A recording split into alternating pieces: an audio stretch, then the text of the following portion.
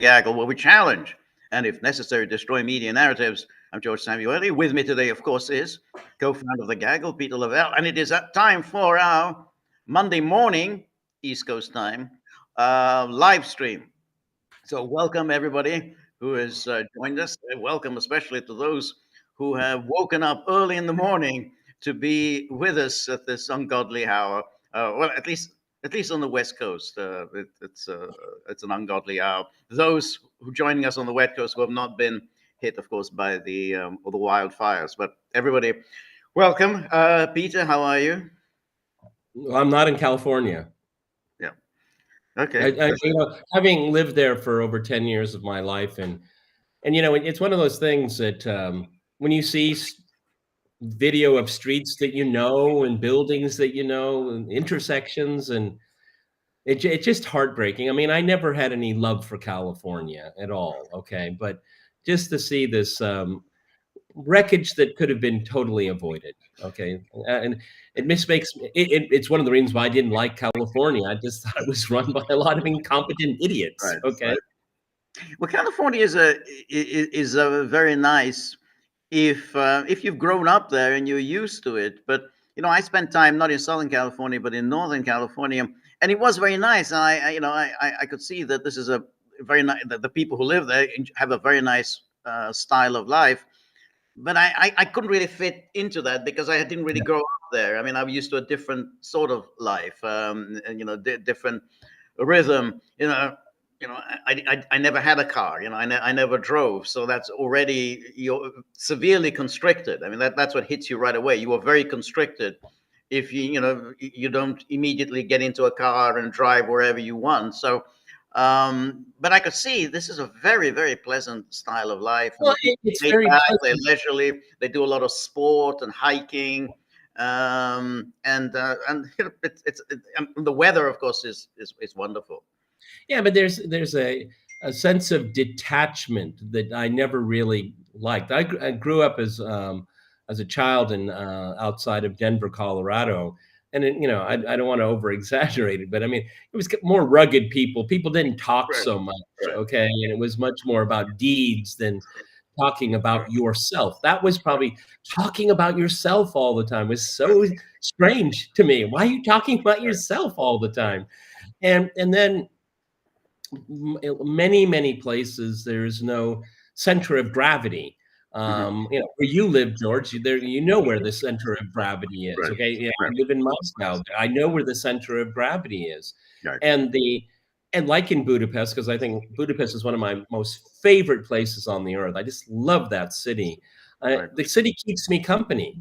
It keeps me company. The culture, the architecture. There's a vibe there that I can connect with.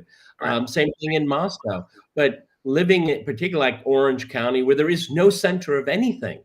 No, one town bleeds into another town, into another town, into another town, into another town, and you have these huge arteries, these freeways that connect all of it. And there's no sense. I remember I took a friend of mine who was visiting from Poland at the time, and she said, I really, because we were living in Southern California, in Orange County. She said, I really want to see LA. And I said, all right, we'll go up today because it's Sunday and there won't be so much traffic. And I took her down to the business center of Los Angeles, the second largest city in America. And she just started looking. She said, where are the people? I said, nobody lives here. Okay, here in the center. And we got into an intersection, the red light. I just turned off the ignition and just got out of the car. And I said, look around. There's no one walking. I mean, maybe there would be a homeless person with a shopping cart, okay? But I said, this is Los Angeles. Right. Yeah, no, that's right. But of course, Los Angeles is really not a city. I mean, it's a collection of small towns. So it's sort of loosely known as Los Angeles, but essentially metropolitan area. Yeah. And something similar is to a lesser extent with San Francisco. And then of course you have the various suburbs, which is kind of Silicon Valley, and that's where people live. I mean, it's like these are all distinct kind of suburbs. They're basically suburbs of San Francisco, but they're just little towns in themselves. So very, very nice. Again, a lot of very, very prosperous people live there, and they enjoy their lifestyle.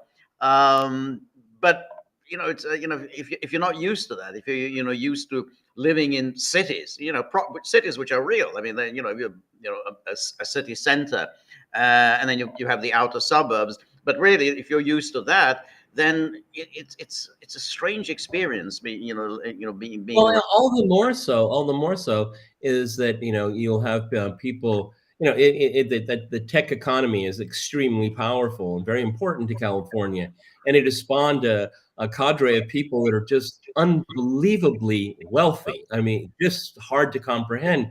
And what yeah, they do, and it happened to San Francisco, is that they just drive up property yeah, prices so yeah, high that, okay, maybe if you're your origin story is in San right, Francisco, and I'm very envious. I knew people at university that right, they were born and brought up, and they have these amazing homes, and they'd say, how how much our house is worth now? 3,000% more than my right, parents paid for it. Okay, right, I mean, right, just astronomical numbers, right. and that happens all through the San Clemente, where Richard Nixon had his He's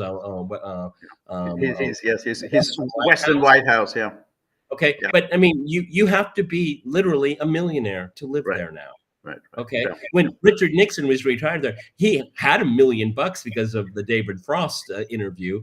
But I mean, he was not everybody there was that. Now everybody is, and if right. you're not, you can't stay there really. No, you Okay, can't. You know, because of insurance and all kinds of things that you have yeah, to pay, property right, taxes and all yeah, that. yeah, And so that's one of the reasons why there's no sense of attachment to these cities, yeah, because a lot of people are just interlopers. yeah. California has always been a state of interlopers, but not like this. It's very, very different. Right, right. Um, so here we have, this is the last week, thankfully, of the Biden administration. And already, and to a certain extent, it's the first week of the Trump administration, even though it hasn't assumed office. But the hearings are going to take place this week for the confirmation. And clearly, there are certain targets who, there's a good chance they're not going to make it. I think Tulsi Gabbard isn't. I think it's very unlikely she's going to make it. Yeah, Um, even though she prostrated herself. Okay, exactly, and that's usually the final blow when you prostrate yourself, when you show yourself to be weak and unprincipled. Then they sense blood in the water, because I and they really want it. I is what? really want it. I Yeah, really want it. Okay, yeah. I heard this morning she's 43, right? Is she? She's 40, yeah, she's Yeah. Okay. 43 years old. Yeah.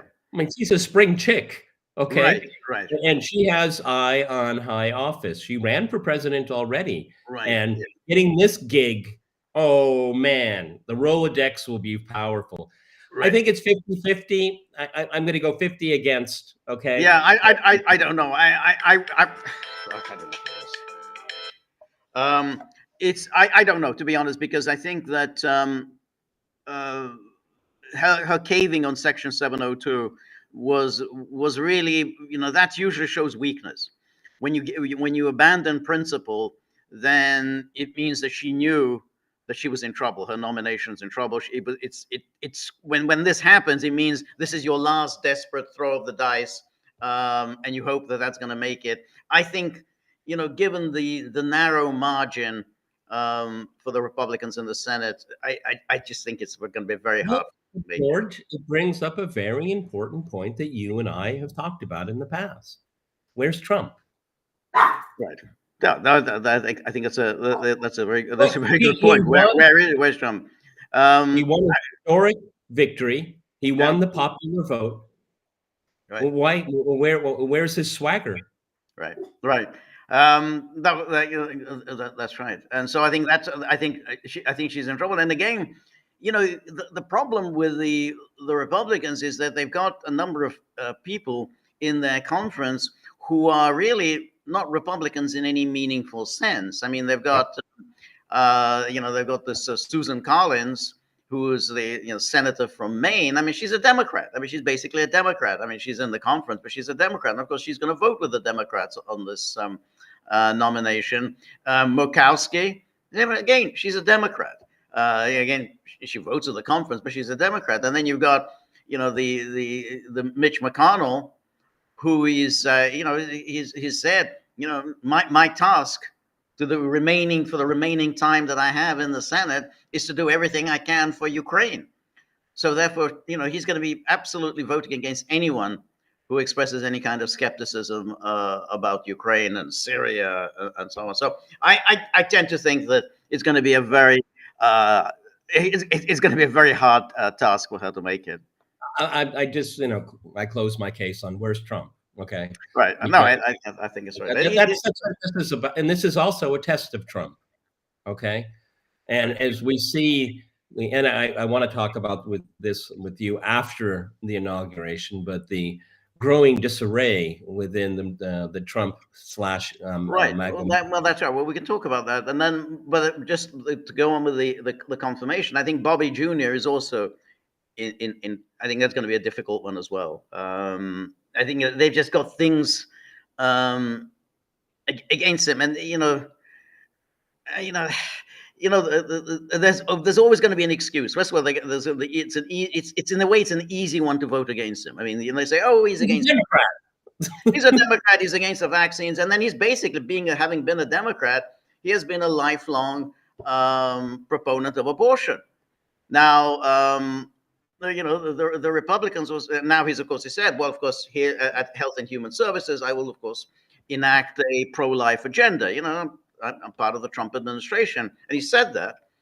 But nonetheless, he has that record of having been a lifelong Democrat and therefore a lifelong supporter of abortion rights. So it's going to give Republican senators who are not happy with him, it's going to give him a good excuse. Well, I'm just, I find it difficult to vote for somebody who's basically a pro-abortion Democrat.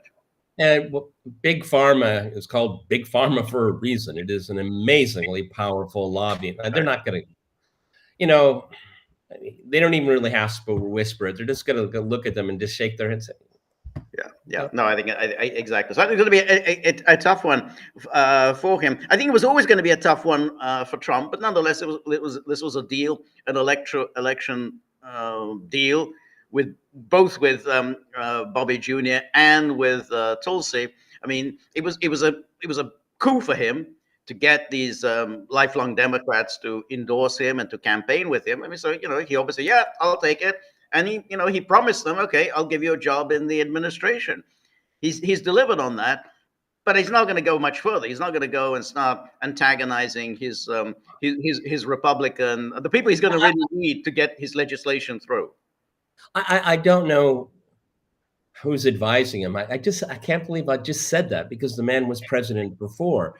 You and I talked about blue ribbon panels and stuff like that, which I think it would be just absolutely perfect for Bobby Kennedy. Tulsi Gabbard, I don't know why she isn't National Security Council advisor. Okay, I going through the confirmation process is wrought with problems, and we're seeing it right now. Right. And it's obvious. I mean, it would have been done earlier. I mean, Trump isn't going to expend political capital on these. No, he's not. But that's the thing, that having gone down this path of appointing them to positions that require confirmation, the kind of positions that they might have been good for, they're now filled. So like as national security advisor, well, that job's taken.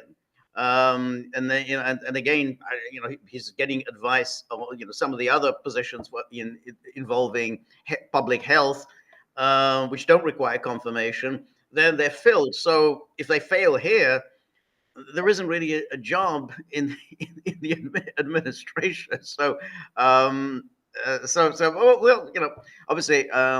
Well, also, I tend to think that Hegseth is the one who's going to make it. I think I think he'll make it too. Yep. I don't think they have anything on him. Remarkably, he will make it. Okay. I think he will make it, exactly. There's something else you have to think about here, and the reason why I mentioned Tulsi's age, I don't think J.D. Vance and Marco Rubio really want to see her around. She's competition. Oh, she is a charismatic politician. She knows retail politics. Okay. I mean, the last time we saw her, we talked about her. She went on stage. I mean, people are eating out of her hand. Okay. They like her. She's good looking. She's attractive. She's magnetic. Okay, Right, but and these guys don't want her around.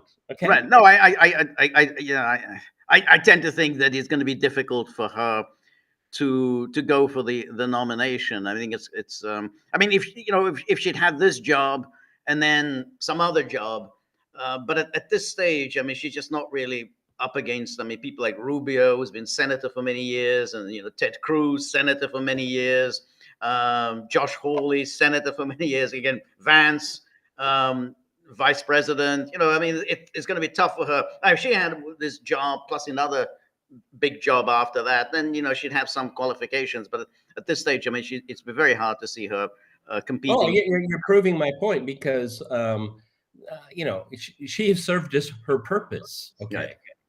Okay, they came out and on the side of Trump, but she no longer serves any real purpose for anybody in the party. No, I think a lot of people in the base like her, but I mean they like her as a person. Okay, I Right, mean, right, yeah. That's well, they like her. Someone, yeah, give her a good job, But I don't know whether they would quite see her as the leader of the party. But anyway, the other thing is, of course, that when we're talking about the last week of the Biden administration, so the Biden administration, instead of booking movers, and arranging to pick up stuff, taking them out. We already mentioned this: the movers and yeah, exactly, the movers and boxes, and the pardons, movers and the pardons. And well, I think the pardons are still coming, but instead, I mean, I think they're going to be coming throughout the week. And the most controversial pardons, I imagine, Biden's going to leave to the last day, in fact, the last minute. As he's handing over the keys, he'll be. Yes, that's right. I mean, he's got till noon next Monday.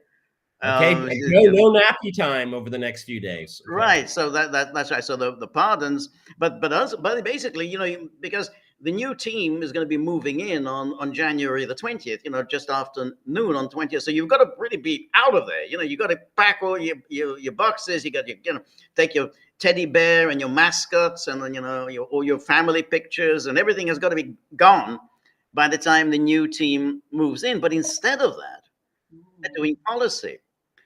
And the policy is something that's clearly was rejected by the voters. Now, this is really very, very problematic because yes, obviously it's legally the administration of the United States, but on the other hand, you have to respect a vote. There was a vote last year. Biden was overwhelmingly rejected. So badly was he rejected that his own pollsters, the Democratic Party pollsters, said there is no way in the world you can win this election. I mean, that's what they said to me. Biden can do these interviews, however he likes. Well, I think I could have beaten Trump. I think I could have beaten him. Doesn't matter now what you say. You dropped out precisely because you were told that you're not going to beat Trump. These are smart pollsters. They looked at the numbers and said there is no chance whatsoever that you can defeat Trump. And then he was replaced by Harris, and she was also overwhelmingly rejected. So now what they've done is impose quite serious sanctions on Russia's petroleum industry. So they've imposed sanctions on Gazprom Neft, the oil producer, and then Shurgut Neft gas, and something like 200 tankers that distribute Russian oil around the world, which means that ports and insurance companies that do business with these tankers are themselves facing sanctions. So that's the point, that hey, don't do any business with these tankers because. Yeah, but George, there is a flip side to that, and it's not too many people are pointing it out. Okay, the Biden administration is doing everything in its power to obstruct delivery of Russian petroleum goods. But what about the buyers? They want to buy. Okay, and so they're going to punish the Russians, but they're punishing the consumers as well. Oh yeah, but that's the point. That's what they're trying to do. I mean, it's that's a great way to make friends. That's Great way right. to make. Sanctions are hitting the buyers. I mean, it's absolutely. I mean, they're saying, hey, we're going to hit you. I mean, yeah, of course they're going to sanction the Russian oil companies, but the point was to go and say, hey, if you do business with them, then we're going to hit you. I mean, that's the point of these sanctions. I mean, and particularly with these tankers, which means basically you can't get insurance. You know, any one of these insurers who does business with the tankers, well, then they can't get insurance. Yeah, but the Of course, Russian state the Russian state can insure them, and they have been doing that. Okay, mhm. I mean, again, there are dramatic headlines out there, but the impact of this is going to be on the consumer. It's not going to be on the producer because the Russians No, I prepared. think that's right. All right. Well, yes, but then the question is whether, to what extent people are going to do business with these entities. I don't know. I mean, I don't, because I mean what they're trying to do. I mean, is to bully the Chinese and the Indians to say, hey, don't do business with Gazprom Neft or do any business with these tankers. I mean, that's the purpose of the sanctions. It will, of But course, the raise oil prices worldwide. And of course, this is why the Biden administration only did it on the way out, because they were afraid of imposing these sanctions during Biden's term. Hey, we got an election to fight. We're gonna get reelected. So they basically didn't want to do it. They left it to the last minute so as to stick Trump with hey, you know, the rise in oil price, because of course these are global prices, so everyone's going to be hit by this, and it's already happening following these imposition of the sanctions. So hey, nice little pile yeah, well, of down and for Trump.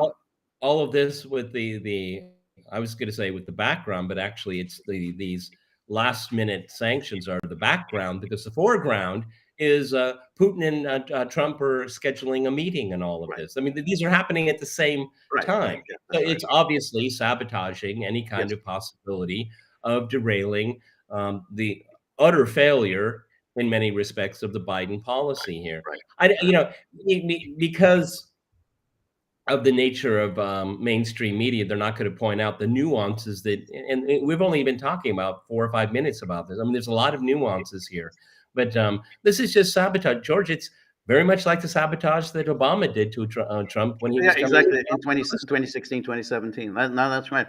But anyway, speaking of Trump, you know, Mike Waltz, the incoming national security advisor, was on ABC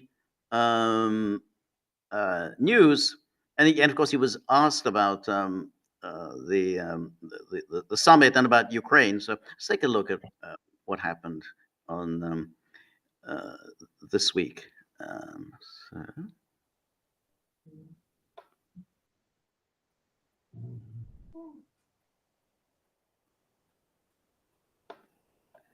okay.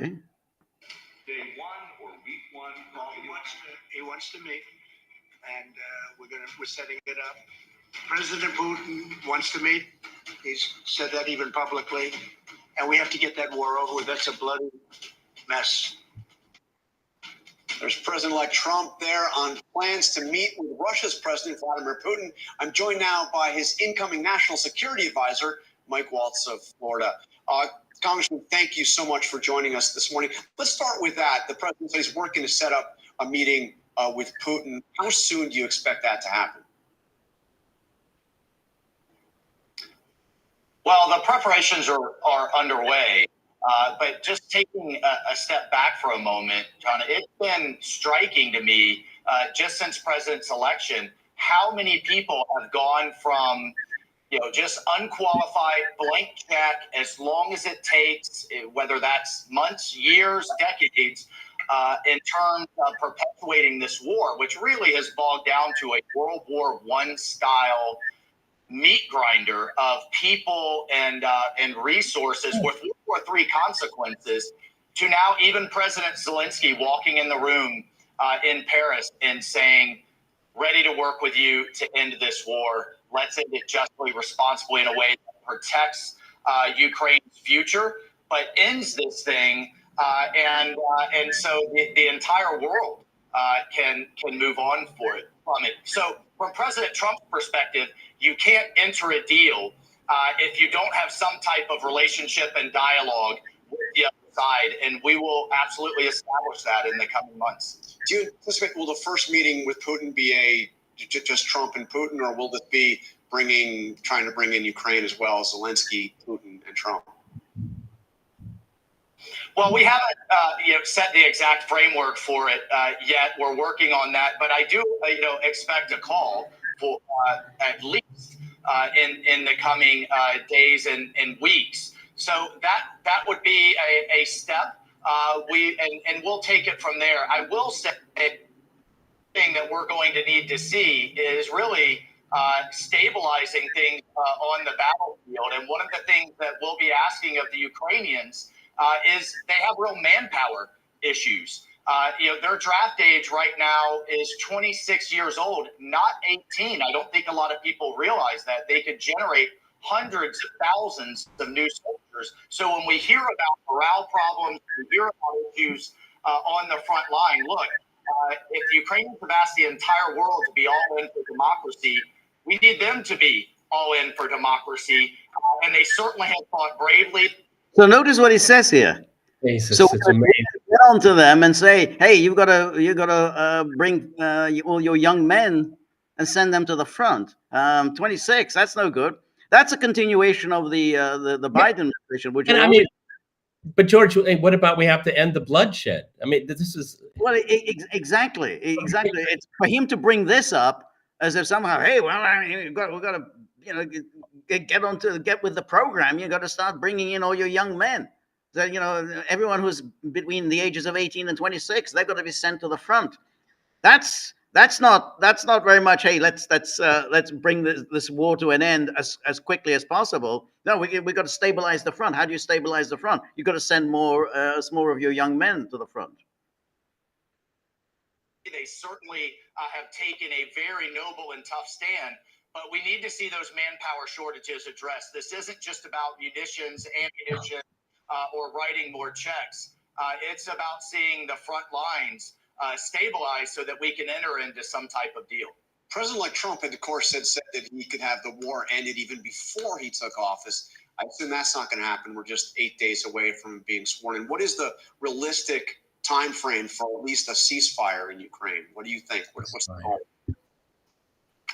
Well, we would like to see a ceasefire any minute, any day. I think that would be an incredibly positive first step on both sides. And that would then allow us to enter into the framework of some type of negotiated solution here. Everybody knows that this has to end somehow diplomatically. I just don't think it's realistic to say we're going to expel every Russian from every inch of Ukrainian soil, even Crimea. President Trump has acknowledged that reality, and I think it's been a huge step forward that the entire world is acknowledging that reality. Now let's move forward. How do we not no longer perpetuate this conflict, and how do we no longer allow it to escalate in a way that drags in the entire world? We're already seeing North Korea. We've seen grumblings from South Korea. This thing could expand, and that's what we have to stop. And let me ask you about another major. So here you can see. What do we stop sharing? So, I mean, there is a certain difference in tone. I mean, the very fact that they want to organize the summit, the fact that they want to, have a dialogue with Russia, something that was absolutely unacceptable in the Biden administration. That's different. He's basically saying we're not going to push the Russians out of Ukraine, but he's still with this nonsense of we've got to stabilize the front. So we're still, everything is still up in the air as to which way it's going to go.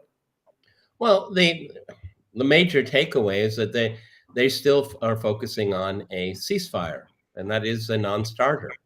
So I mean, listening to him, it's so contradictory. I mean, the bloodshed has to end, this meat grinder has to end, but you should start on conscripting your 18-year-old. Right, exactly. That's right. Exactly. I mean, that's right. Stabilize the front. How do you stabilize the front? By sending more people to the front. You don't stabilize anything that way. That means you're just escalating. No, and my usual retort to all of this here is that they're not addressing Russia's demands and Russia's security requirements. I mean, I know that's a hard thing for people to swallow. I get it. I get both sides. Okay, I really do. Okay, and that's why it's going to be very, very difficult. And that's why I have always said, to end the conflict, you have to think in terms of security for all. I know that's not a discourse, a narrative that many people are willing to entertain, but that's the only way to move forward because the Russians are not going to accept a ceasefire. I mean, also, there's over the last two news cycles, the German model. Okay, so Right. Well, we talked about that before on the okay, I Gaggle, mean, about but, the German model. no, but see, but this is my point, George. I mean, they're missing what is necessary to end this conflict, and they're not there yet, and that's why this conflict will continue all through this year. I agree. I agree. I think that's right. Now,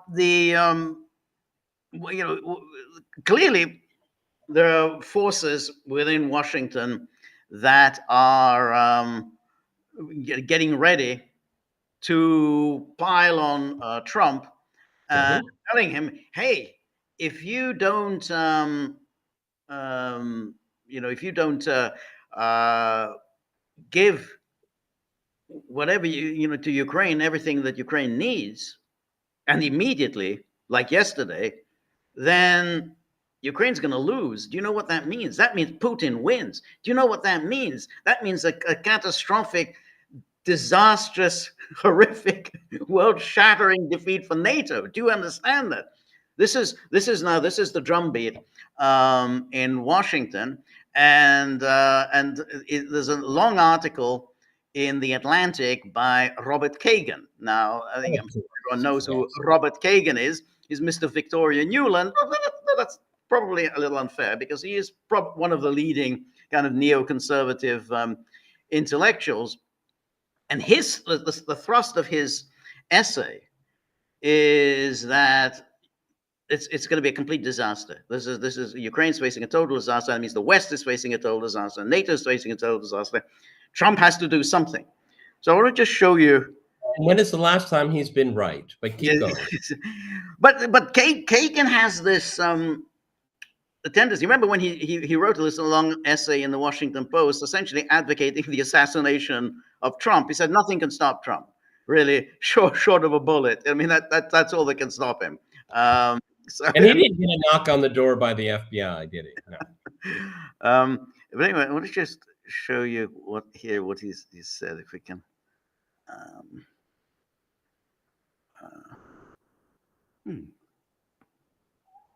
Now, yeah.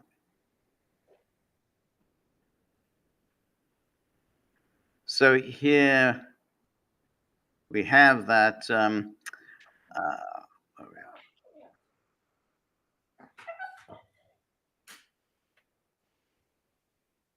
So let's see.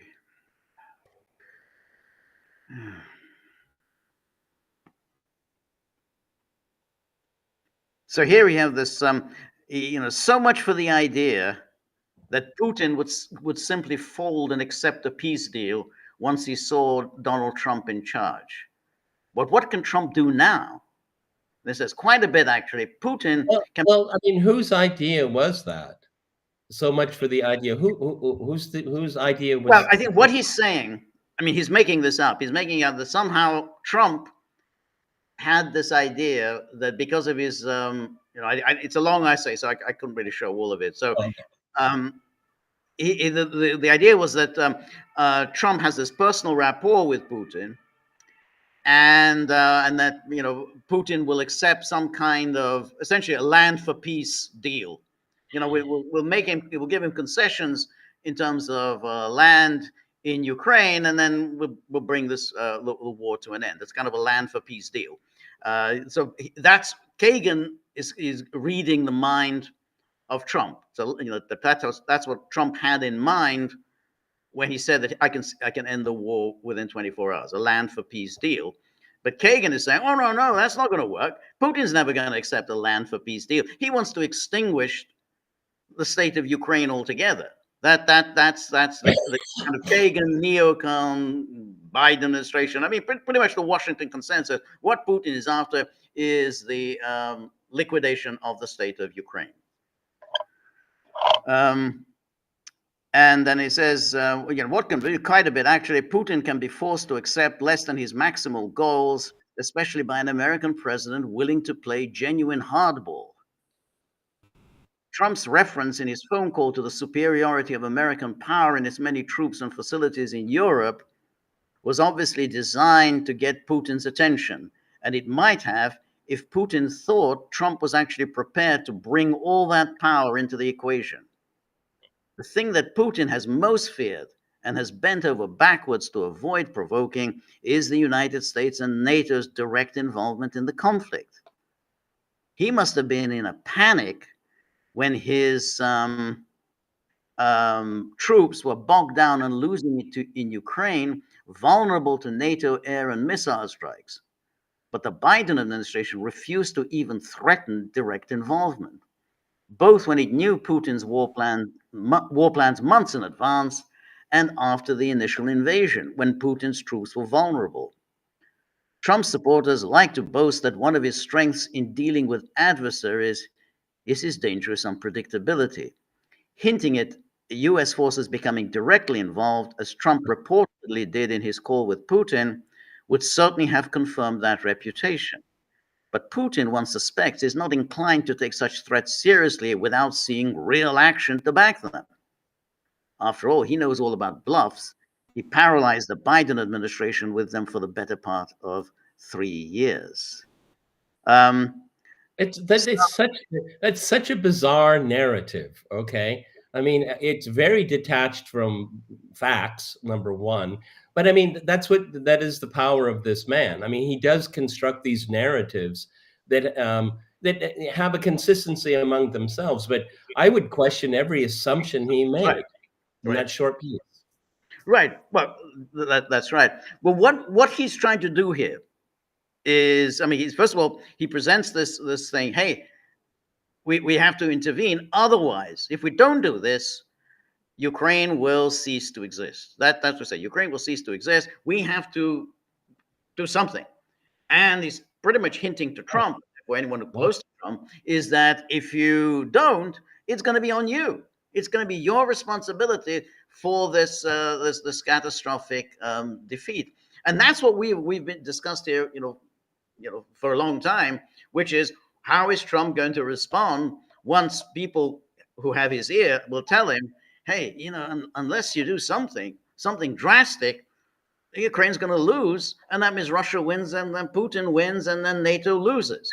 Yeah, well, George, I mean, you and I talked about this privately, and I'm not going to name names here because it's not really important, but I did a program with two very prominent guests, and they kind of poured water on me for saying, the next move is escalation by the West. That's what's going to happen. It's not going to de-escalate. Oh, no, Peter. No.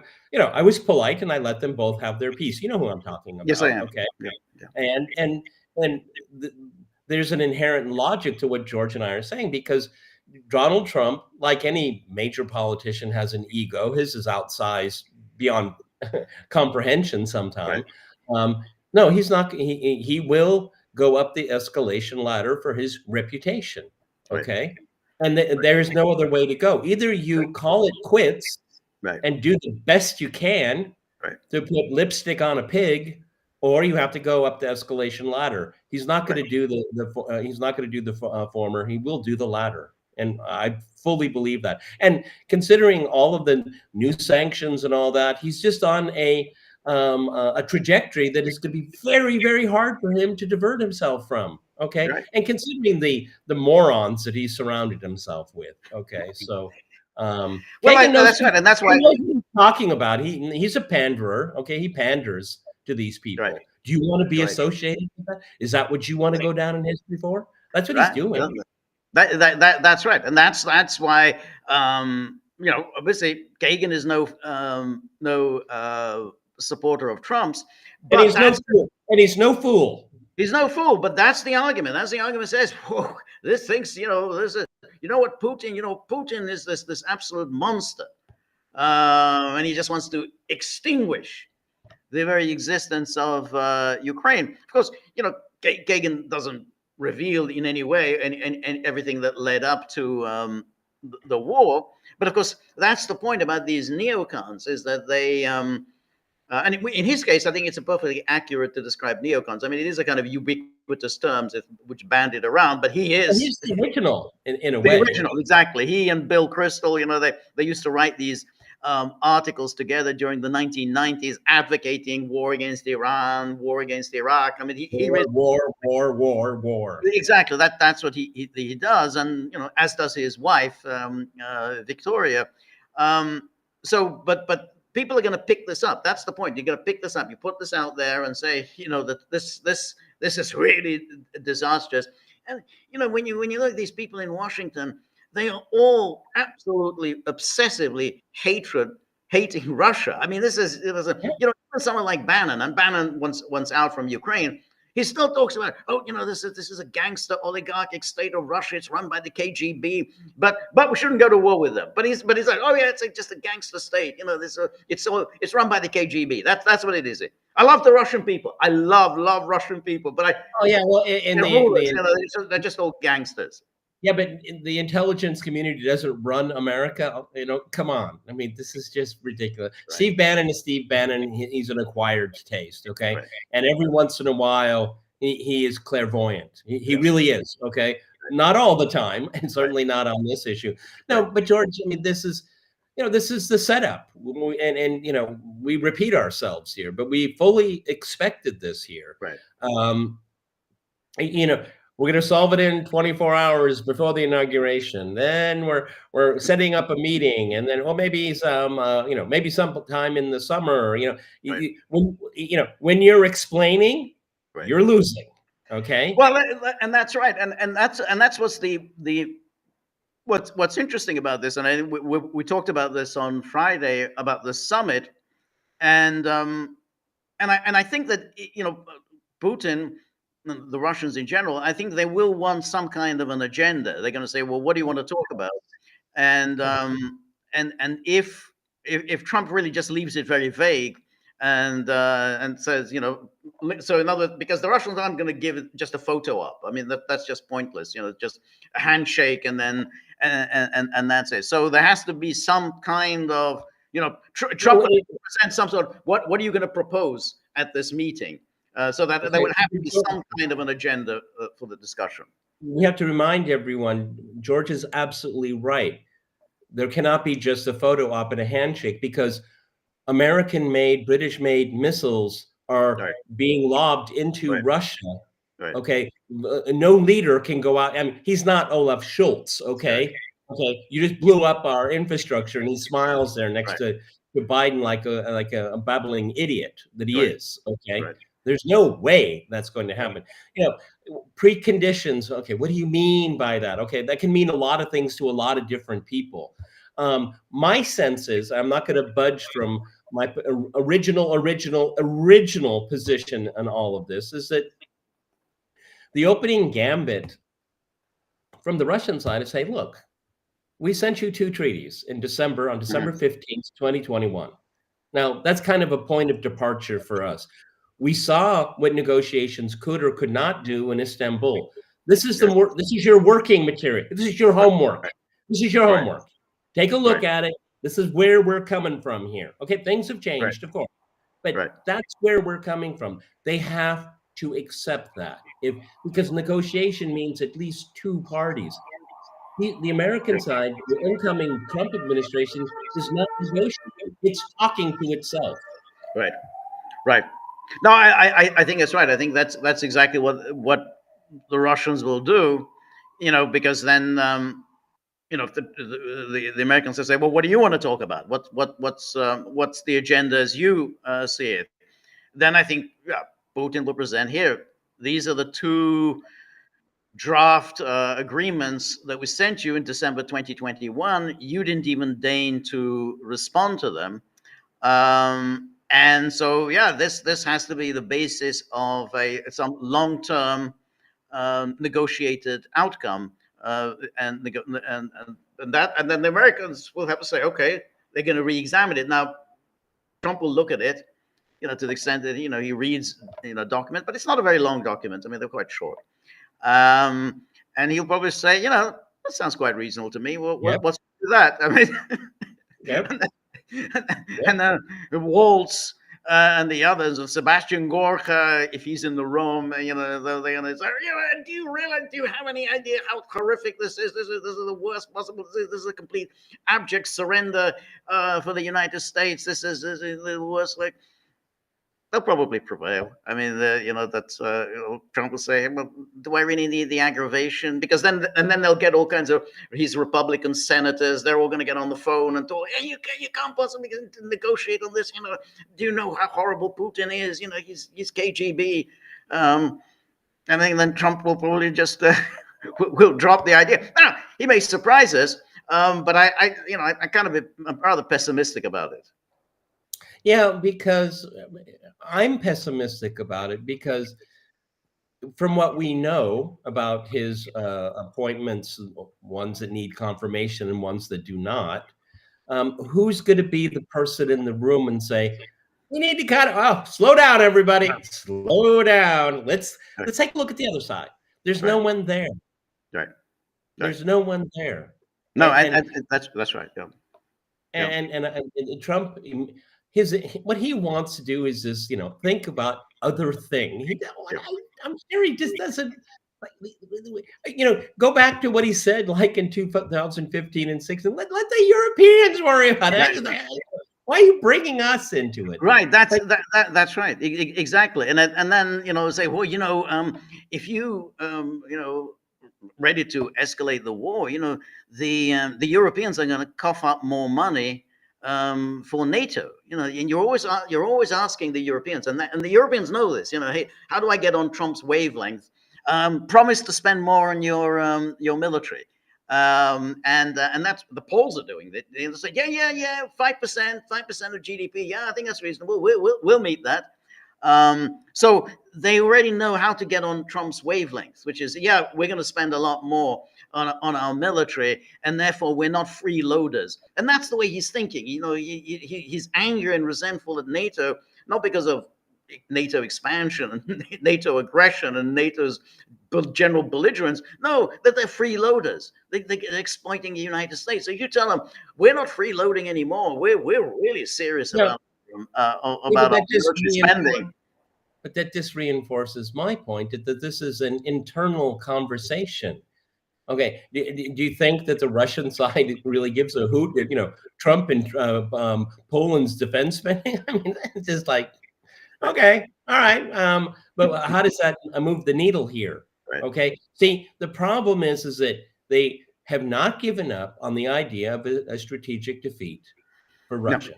Have not abandoned that. Okay, they're just looking for a different way, a different trajectory.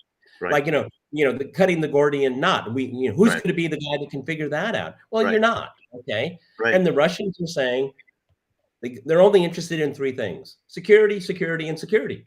Okay, and when you get on that wavelength, then we can have a conversation. Now we know that is a minefield, because that's appeasing a dictator. That's a Munich. It's all of these things, all these stupid memes that people throw out and they don't even know what they mean.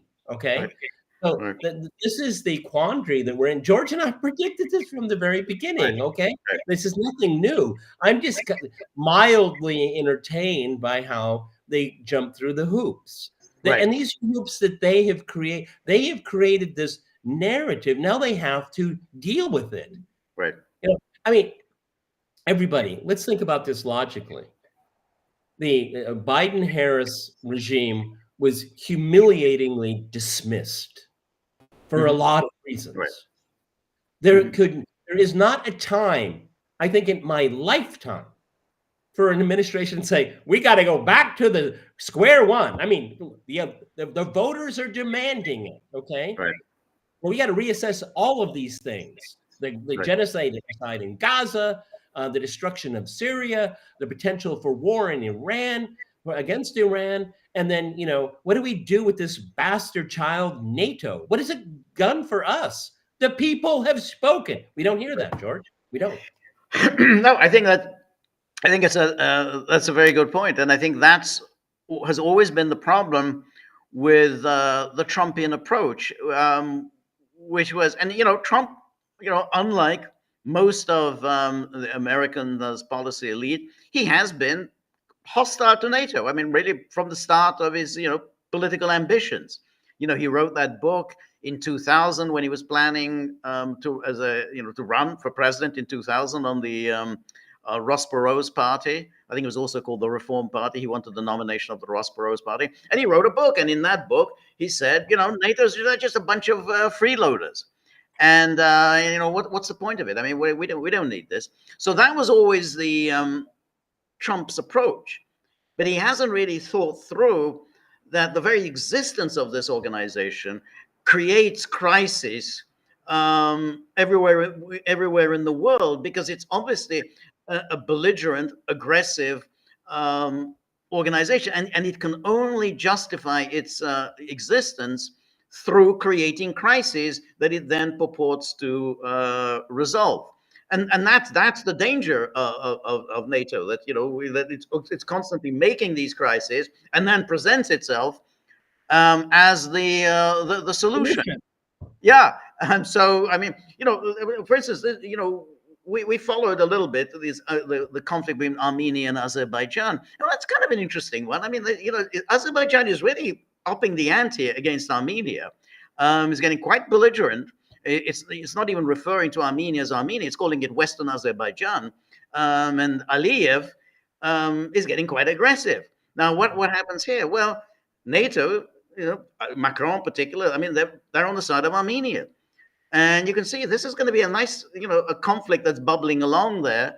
Don't know which way Turkey is going to go, because Turkey is kind of, aligned with Azerbaijan. It's also a member of NATO. But the point is that it's kind of creating these crises. It created this crisis by essentially jumping in and taking the side of Armenia.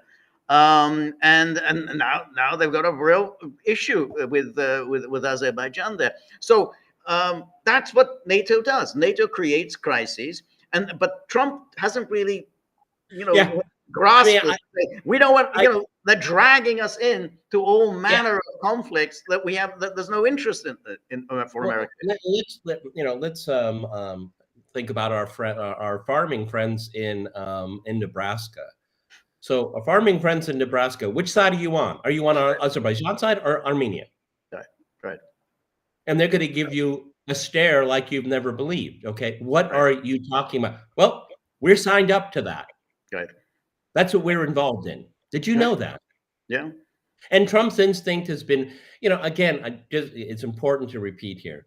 What George and I say about NATO, I wish it was unique. I wish we were the first ones to say it.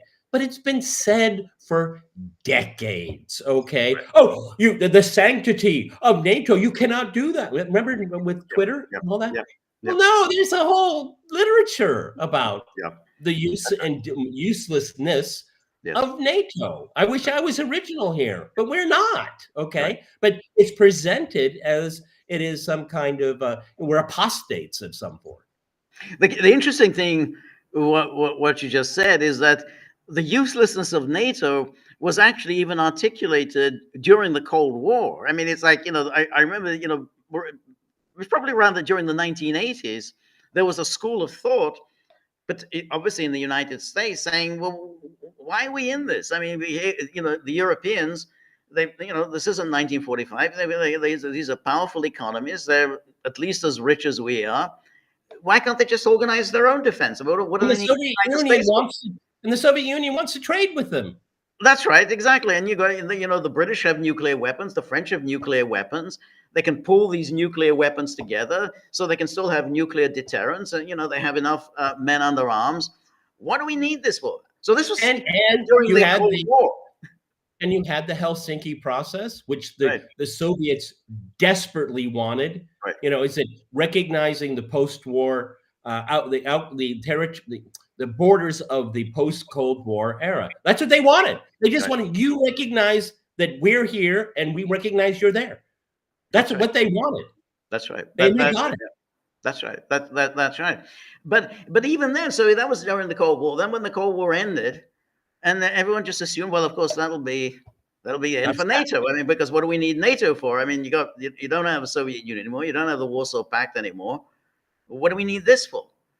And then they all started the whole thing of inventing all sorts of new crises that NATO, has to address. Again, crises that it created, through its very existence. So they go, oh, humanitarian intervention. We got to go in and save people from marauding bands. The intentional breakup of the former Yugoslavia. How's that Exactly. working out, John? How's that Exactly. working out? How's That's that right. working out on January 13th, 2025? How's that working out? That's right. That's exactly it. And so that was it. They broke this up. There was no need for that. There was, there could have been easily reasonable solution to Yugoslavia. Instead, they went in, rampaging in, and destroyed that state. And of course, well, now you've got humanitarian crises, but there wouldn't have been humanitarian crisis if they'd moved, in the kind of stable, mature, civilized, diplomatic way to try to resolve, difficult issues in a multinational state. And everyone, the Montenegro's defense could be a trigger for the Third World War. Did you know that? That's true. Did you know that? The United States will go to war over Montenegro. Right. Yeah. You can walk across Montenegro in a day. Yeah, that's right. Yeah, I think it's a population about 500,000. Yeah, and it's a lot of really rich people from around the world that want to avoid a little extradition. Yeah. Exactly, because it's very pretty there. It's very pretty. Yeah. So, but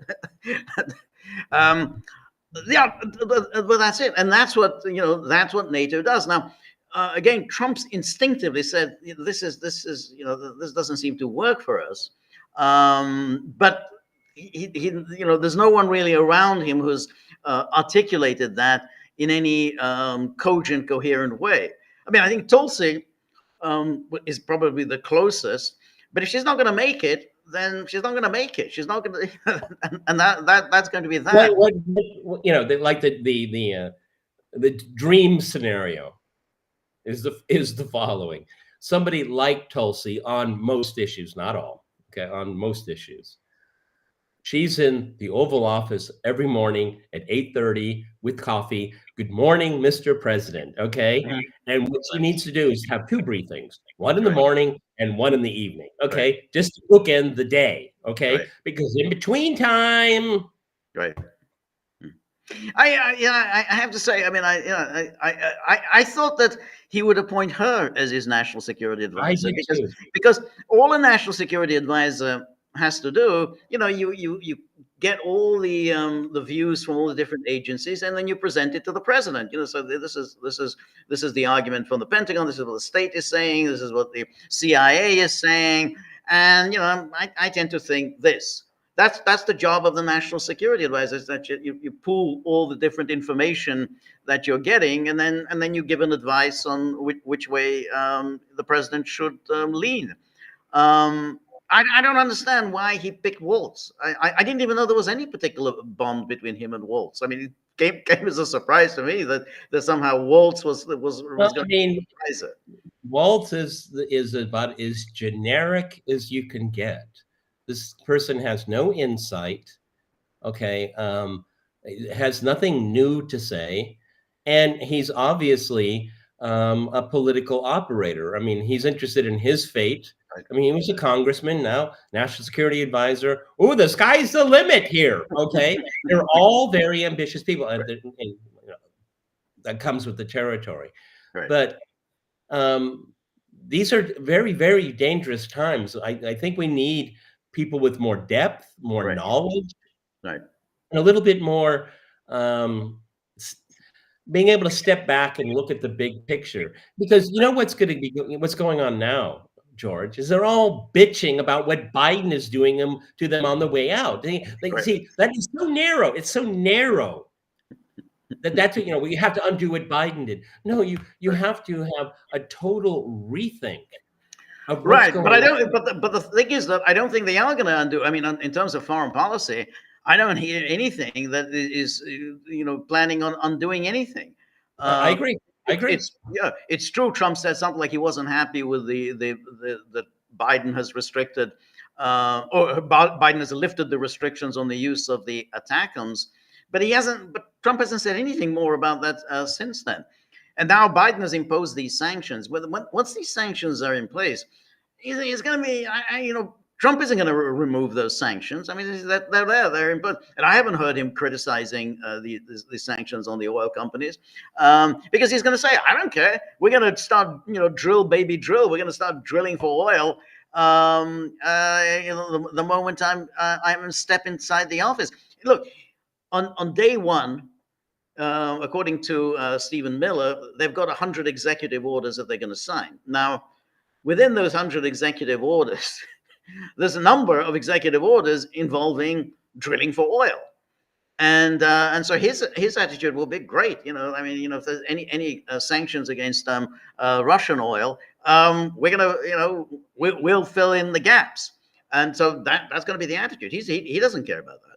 And I think in a way, Biden has kind of done this. I mean, it was kind of a calculating thing. I don't think, Trump isn't going to do any favors for the Russian oil industry. So, that's the problem here. And I don't think that. And then even when we listen to this interview with Waltz, you can see that Waltz was really sounding like Blinken. I mean, Blinken was berating Zelensky. Hey, what you got all these young people, sounding like sort of John McCain. You can imagine John McCain, this giant fraud. This John McCain. Hey, there are all these young men between the ages of 18 and 26. Ship them all to the front. Well, as the saying goes, why is it every outcome of an election John McCain is elected? It's true. That's right. Yeah. It's absolutely. I mean, again, this is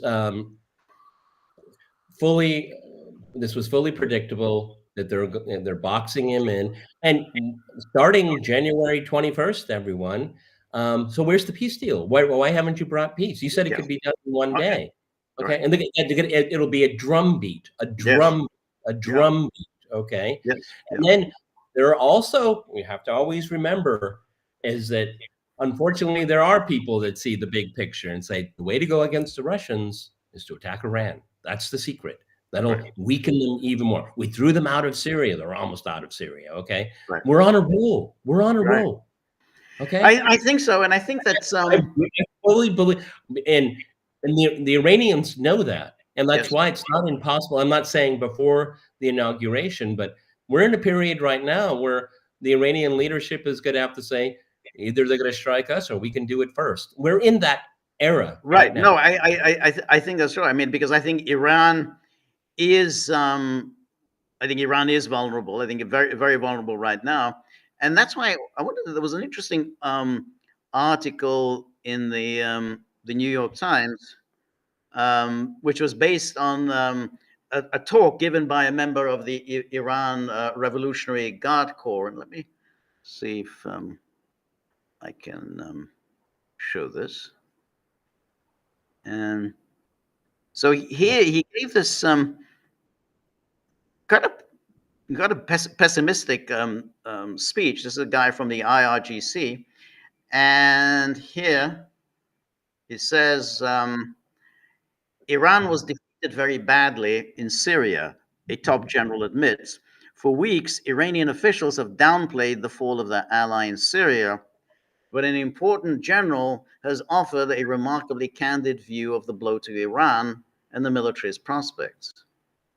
And so he says, this Iran's general has contradicted the official line taken by Iran's leaders on the sudden downfall of their ally Bashar al-Assad, saying in a remarkably candid speech last week that Iran had suffered a major defeat, but would still try to operate in the country.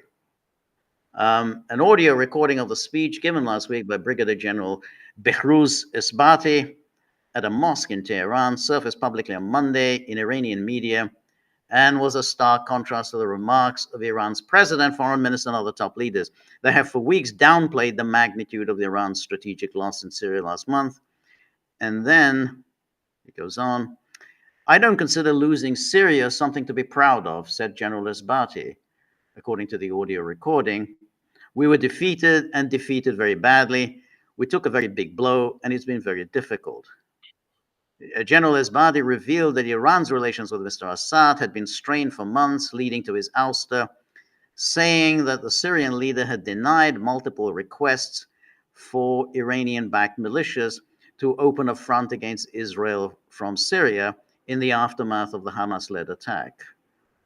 Iran had presented Mr. Assad with comprehensive military plans on how it could use Iran's military resources in Syria to attack Israel, he said.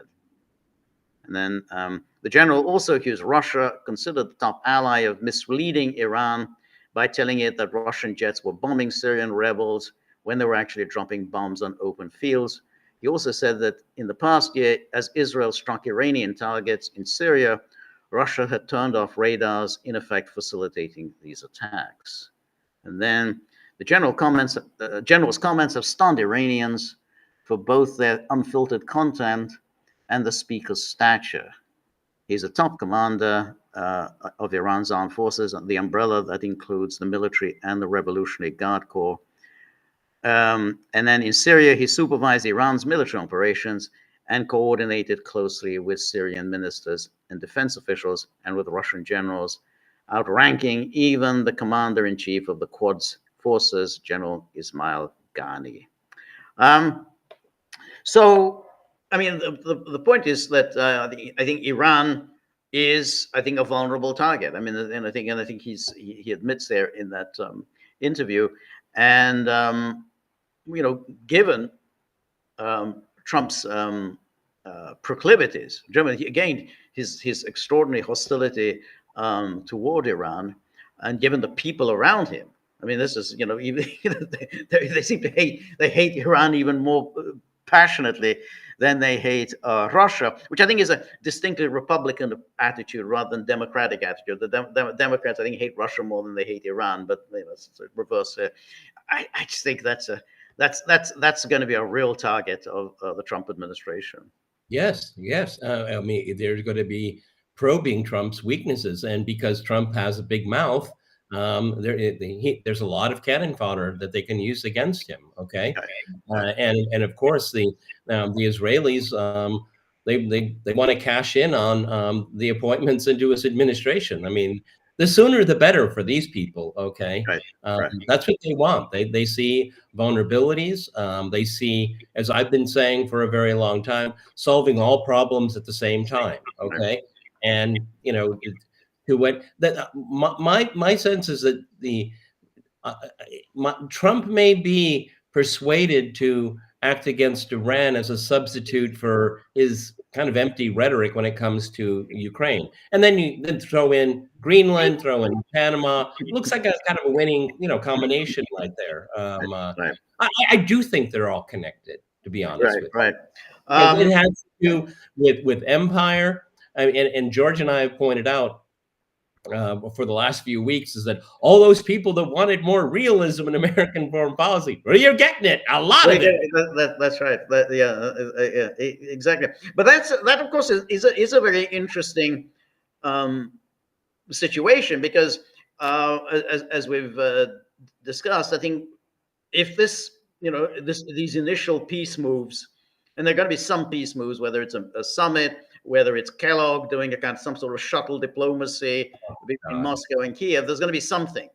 But if none of that leads to anything, then the pressure will be on Trump. He's got to do something, because otherwise you're just doing what Biden, you know, you're just pursuing the same policy as Biden. And that's where I think it starts getting dangerous, because then Trump will say, okay, well, I'm going to take some risks here and do the kinds of things that Biden wasn't ready to risk. And in other words, he will go down the path that Robert Kagan is advocating. I mean, after all, Kagan is showing his contempt for Biden. He said, Biden, well, you know, he had his chance. He could have intervened directly in Ukraine, and that would have put Putin's nose out of joint. So he's saying this, and that's why I think this is the kind of talk that always appeals to Trump. I mean, he did that with Obama. Well, I'll do things that Obama wasn't ready to do, you know, like Syria. He said he drew a red line in Syria, but he didn't do anything in Syria. But I did. He bombed Syria twice over chemical weapons.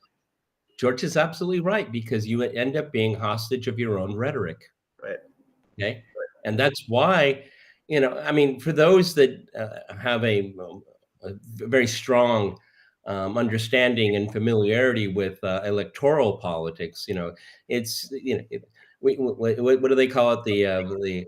The crazy time. Okay. Where, you're on the stump and you make, my opponent is a buffoon and an idiot. Okay. Right. And then if you understand the rhythm, is that, that you're on the stump, you're making a pitch and all, but then when it's time to make policy, then it is very, very different. And Trump, I'm not really sure, because we even saw this. I think it's interesting to point out that during Trump's first term, he was always campaigning. He was always going to the rallies. Right. For him, he doesn't see a distinction. Right. He's constantly, Right. he wants people to adore him. Okay. Right. And if we're still waiting on that peace agreement with Putin. We're still waiting. Yeah. The clock starts ticking. Oh yeah, no question. And there all those Jonathan Karls and George Stephanopoulos and the rest of them. They're going to absolutely bring this up and then say, hey, you said you're going to do it in 24 hours. What happened about that? But then Keith Kellogg said 3 months. Well, the 3 months have elapsed, so what are you going to do now? So they're going to they're going to constantly needling the administration, and I think Trump. That's why Kagan pitched it in this way. That's look, Biden was a wimp. He had his chance. He could have really nailed Putin. He didn't. Hey, Trump, maybe you could do something. I mean, there's a lot you can do that Biden was willing to do. Coming from a guy that was hoping for a magic bullet. Okay. Stone River, thanks for the contribution here. Yes. What will Vance's voice be and influence on Trump be on Ukrainian? That's a really good question, because where's JD Vance? We hear about everybody, particularly one, Elon Musk, but we've heard everybody's mouthing off. Where's JD Vance? Good question. I don't know. It's a very good question, because Vance was the one who had spoken out on Ukraine, and he had spoken out during the campaign quite explicitly. He said there during the campaign, he was essentially a kind of a land for peace deal. We'll just accept some loss of land, and then we'll have a ceasefire and an armistice or whatever. That was his idea. But he said nothing since then, which is, I don't know, kind of odd. I mean, he may just be playing his cards close to his chest and saying, "Hey, I think he's playing his cards close to his chest not for foreign policy reasons. He's watching what's going on in the MAGA movement with the visa situation, Musk's influence. I think he's standing back and he's looking at the correlation of forces. Okay, because he's one step away from the prize. Okay, and he's going to be careful. Yes, he's a lot of things, but he is not stupid. He's probably one of the smartest ones in the pack. Right. No, okay? That's so I mean, there's no penalty from him to stand back and watch what everybody else is doing. I think he's also he's looking at the difference between the useless Republicans in Congress in both houses, and he's looking at the base, what they're interested in. I think that's what he's doing. I think he's always been a quick study. He absorbs information very easily and synthesizes it. I think that's exactly what he's doing right now. No, I think so, and I think that's probably what he will do as vice president. He will serve to justify Trump policy to the base. So that when Trump does things that the base is unhappy with, he's going to go and say, "No, this is exactly what you need." I mean, this is Trump is absolutely sticking to his word. He's absolutely being thoroughly consistent with everything he has said. That's going to be his function. He's going to be the conduit between Trump and the MAGA base. And I can't think of a better one, to be honest with you. He's a good deliverer of messages. He's very good at it. Yeah. Yeah, always very good with interviews. He's very smooth, very polished. Never loses his temper. He's never rude to anyone. However hostile the questioning is, always very polite, very patient, which is a real skill. I mean, that's not an easy thing to do. I mean, that's after all, one's natural tendency is to get angry when you get a really stupid leading question. Right. But he knows how to be very calm, always very smooth, and patiently explaining what's what. Yeah, No one wants to see me in my worst moments of reacting right. to. But that's the thing. It's the one's instinct is to get angry with these sort of questions. This constant insinuating. When did you stop beating your wife? Questions. And but he never does that. I think that's why he's basically he's holding back and just letting things play out. He obviously he is the heir apparent, and I think he's going to cultivate the sense that he is the heir apparent. He's he's the one. Because everybody, one, I think, at this point in time, one of the strategic mistakes I think Trump has already made is that he's brought close to him that will be in his administration. They all have very sharp elbows. Right. They're going to be doing this a lot. Okay. Right. No. This is a unique situation. It goes back to Grover Cleveland, and I don't think they even had the term lame duck back in those days. Okay. I mean, right. Trump's only with us for 4 years, and George and I have argued one way or another, he's only with us for 18 months. 18 months. 18 months. So, yeah, because he loses the House, which means that he will be impeached immediately after the midterms. But also after the midterms, the race for the nomination for 2028 begins. So therefore, everyone who is working in the administration and who has plans for running in 2028, they're going to be using either they're going to use their office in order to advance their prospects of 2028, or they're just going to resign, find some issue and resign and begin their campaign. Because these campaigns, these are 2-year-long campaigns. You can't leave it to the last minute. You have to go to Iowa and New Hampshire, and you got to do it, day after day after day. It's a grind. But you got to devote yourself. You can't just say, "Oh well, I'll cross that bridge when I come to it." And again, because this is essentially a one term, there's it won't be an affront to Trump, okay? Right. Because you're leaving, okay? So this makes it very different. I mean, if you're an administration and you think that the incumbent is going to run again, and you go out and start, that causes problems. Okay, this time there's no problem. I mean, Marco Rubio, if he's he puts his finger up in the air and say, "Yeah, this is time for me to get out." Okay. Obviously, his goal is the presidency. Obviously. Absolutely. And I'm sure Rubio is going to get out, and Rubio is going to say, "Yay, my views weren't taken into consideration. I've never been so insulted in all my life. That somehow I am the Secretary of State, but instead foreign policy is being run from the White House. This is it. I have to resign." Unfortunately, George and I are old enough to know that we've heard this over and over. Right. And over. Yeah. It won't be unique. Okay.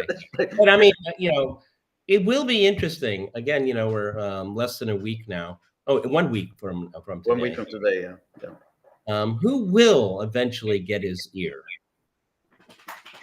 That's it's a very good question, because if one says, well, whom does he listen to? It's not an easy question to answer. I mean, I assume he listens to Musk. Musk clearly does have his ear. I assume he listens to his son, Don Jr. I mean, he has his ear.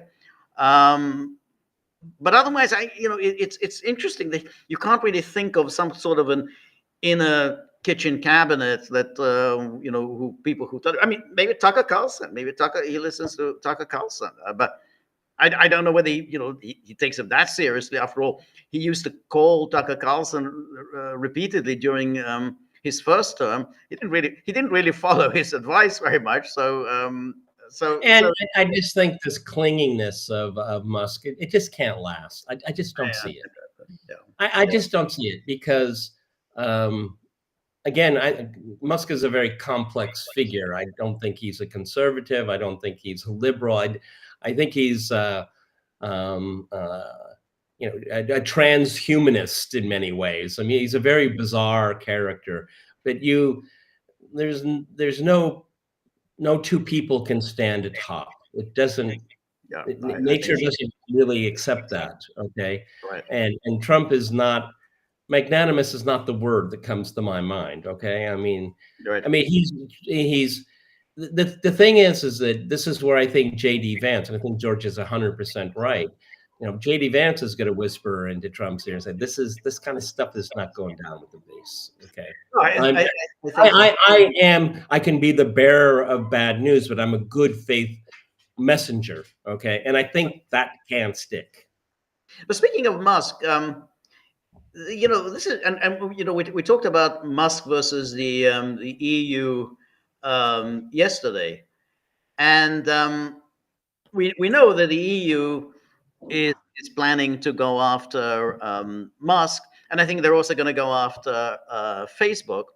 And Zuckerberg has openly said, I want protection from the Trump administration because the Europeans are going to come after me. I want you to protect me. Look, see, I've done what you wanted me to do. I got rid of the fact checkers, but in return, I want protection. And I think Musk and Zuckerberg are going to say, hey, we want protection against those Europeans. And that becomes kind of interesting. Does Trump go in and really, lay the law down to the Europeans? If you do anything to restrict Twitter or X, if you do anything on Twitter or restrict Facebook, then you're going to feel the wrath of my administration, including not necessarily quote, maybe even NATO. We might sort of bring the issue of NATO up. I don't know if he's going to do that, but I do think it'll be interesting how far he's going to go in to back off of these social media. That's a fascinating observation because Trump is the type of person to attach everything to everything. Okay, so and by the way, about NATO, right. Elon told me. Okay, I mean, the thing with Zuckerberg, it's amazing what one dinner at Mar-a-Lago can do. Right. Okay. Yes. I mean, yes. That's right. And Zuckerberg has made it explicit. He's saying, he's now with Trump, and he said, I've done what Trump wanted me to do. I got rid of the fact checkers. We're moving down to Texas, where the real men hang out. We're getting rid of all the LGBTQ stuff. We're getting rid of all the woke stuff. I've done, what more do you want from me? But the Europeans are coming after me. They're going to punish me, and clearly the Europeans are furious, and they've got this Digital Services Act, this ridiculous law that they passed. We heard what Thierry Breton said. So they said they're coming after us. We need your protection, and that's what the protection will be, George. It's easy. It's really simple. It's tariffs. Well, but he's already imposed tariffs. So that's a given. The tariffs. Yeah, but it's like France. You have nice cognac. Would be a pity if no one had access. Right. It'd be a pity. Okay. Right, but yeah, what I'm saying is, that's already a given. Yes, the tariffs on the cognac. Pointed to get the message across. Okay, very specific. Okay, right. And that's what's called. Again, everyone. I have to disabuse you of all of this. This is part of realism. Realism, it is logical, it's consistent, but it can also be really ugly. Right. Okay. Right. I mean, keep that in mind. George and I are realists, but I accept that it can be very, very ugly. I'm not cheering for it. I'm just saying, what do you expect when you take that perspective? Right, right. Yeah, that's right. But I can imagine this is going to be quite a nasty war of words. But it's going to be an interesting one again because we have all the talk about values, values. You know, NATO is about values, values, values. And then you're going to have Zuckerberg and Musk saying, "Hey, this values laden Europe is trying to crack down on free speech. It's basically punishing us because we allow free speech on our platform, because it's punishing us because we allow conservative views on our platform." That's going to go down well in the United States because so we have, you're talking about values, and then essentially the social media are getting punished by the Europeans. So that's going to be kind of an interesting debate because it's going to be quite explicit that the EU is declaring war on free speech. I mean, it's as they said, we're not going to have it. We cannot have it because the more free speech you have, the more you're empowering these horrible people like the Alternative for Deutschland. You're empowering Marine Le Pen. You're empowering Maloney. You're empowering all these horrible Nigel Farage. We can't have it. We cannot have free speech here. So That's why. I think that's going to be the next front line of this fight. But George is right, and what we should get used to. I mean, we've seen it now with Elon plunging into European politics rather awkwardly at times. George and I have pointed out, okay, particularly in the UK. It looks like there's some kind of personal animus there. Okay, fine, that's what politics is to everyone. But get used to the growing rift between the EU and the United States. It's only going to get more contentious. Right. More contentious. Okay. Yep. George and I, we talked earlier about these sanctions. Okay, sure. Keep punishing the Russian oil energy sector, but you're punishing the consumers of that energy, and that's going to come back and bite you. Okay.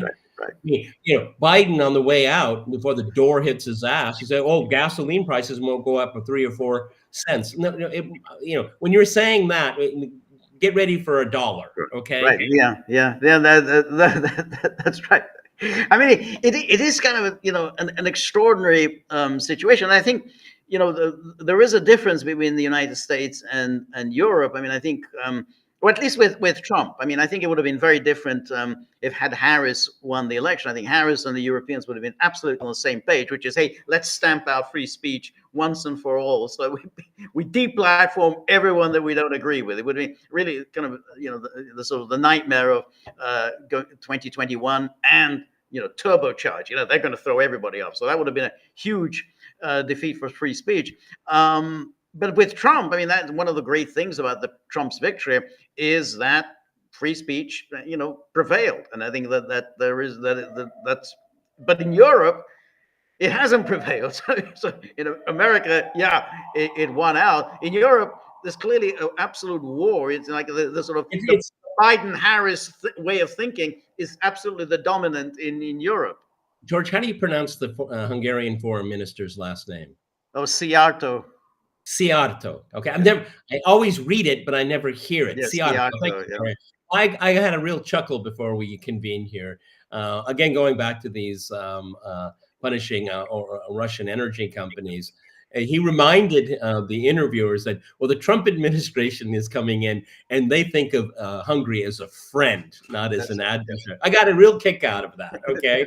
But just kind of add an extra layer to what we're talking about is because who would have thought when it comes to the Trump White House, the capital of Europe is Budapest. No, well, George and I talked about this at great length. I think that, Hungary is going to be a node of power to communicate. Yes. Yeah. No, that's right. And I think Orban is already pitching Budapest for the summit, for the Trump-Putin summit. I think that's a very likely venue because Hungary has good relations with both Moscow and with Washington. I mean, before with Biden, it obviously had very bad relations with Washington. Now he has very good relations with Washington. So it would be the most logical place. I mean, that this is where you hold the summit. Is that American ambassador on the way out? Have you heard anything? Yeah, I think so. I mean, he's not going to be hanging around. Mercy. Okay. But the problem I have with Budapest being the venue, I think it's a good idea. I back it. But the problem with it, it's a NATO country, and I think there's going to be policymakers saying here, we can't have it in a NATO country. That's the problem.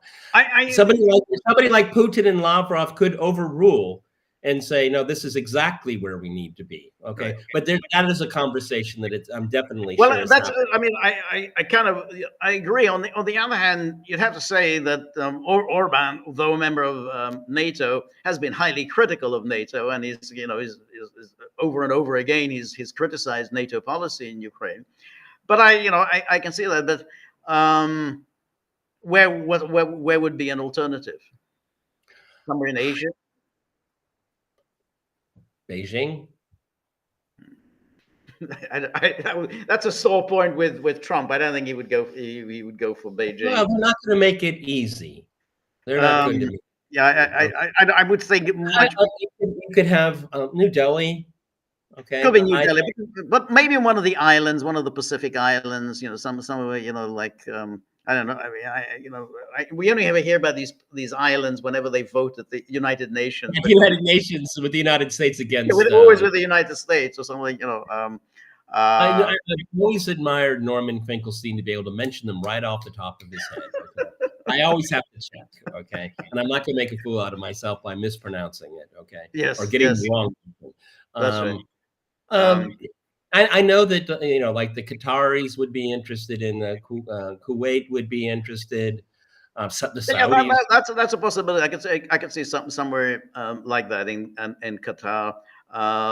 Yeah, probably something like Dubai. I could see maybe Dubai. George, I mean, how do you pronounce the country's name? Qatar or Qatar?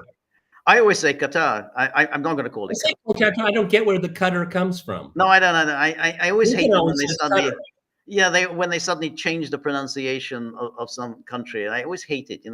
It just annoys me. Like I always call it Turkey. I absolutely refuse to call it Turkey. I mean, it's Turkey. I mean, I'm sorry, but I'm not going to do it. I kind of want to go back to calling Mumbai Bombay because it's Bombay. Everybody knows it's Bombay, and it's just. Do you want to go back to Peking? I do want to go back to Peking.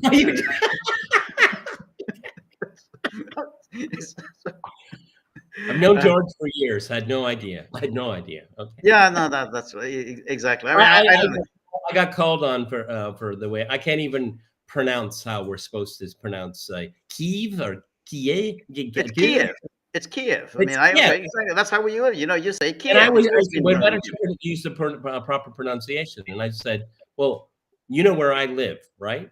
Right. Okay. Yes. Okay. Where do I live? Pronounce it. Moscow. I said, well, then why don't you call it Moskva? Exactly. Okay. Yeah. And that's the point. What city does the Pope live in? Rome? No, Roma. Exactly. Okay. Exactly. How about where Macron is shacked up with his teacher or whatever she is? Okay. Yeah.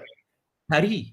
Exactly. Exactly. I mean, so why do you want me to make that exception? That's right. That's absolutely right. That's exactly my attitude, and that is why I always say that the language they speak in Iran is Persian.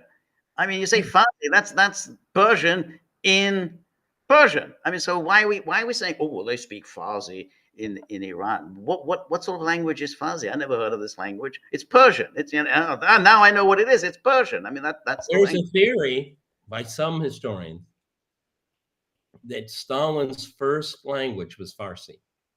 There are people that make that claim. That's really interesting. Yeah. Take it on board. Check it out if you want.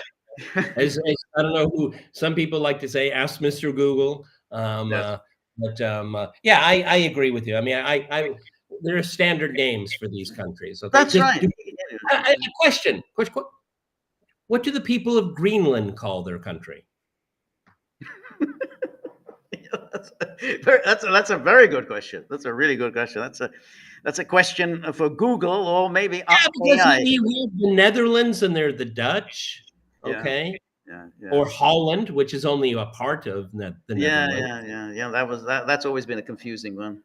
Um, but anyway, to finish off, one last topic. Whom do you think Biden will pardon? I mean, this is going to be rolling pardons throughout the week. Whom do you think he will pardon? I mean, he's already done his son. Who else is for the Well, I list? can tell you who he's not going to pardon is DNC.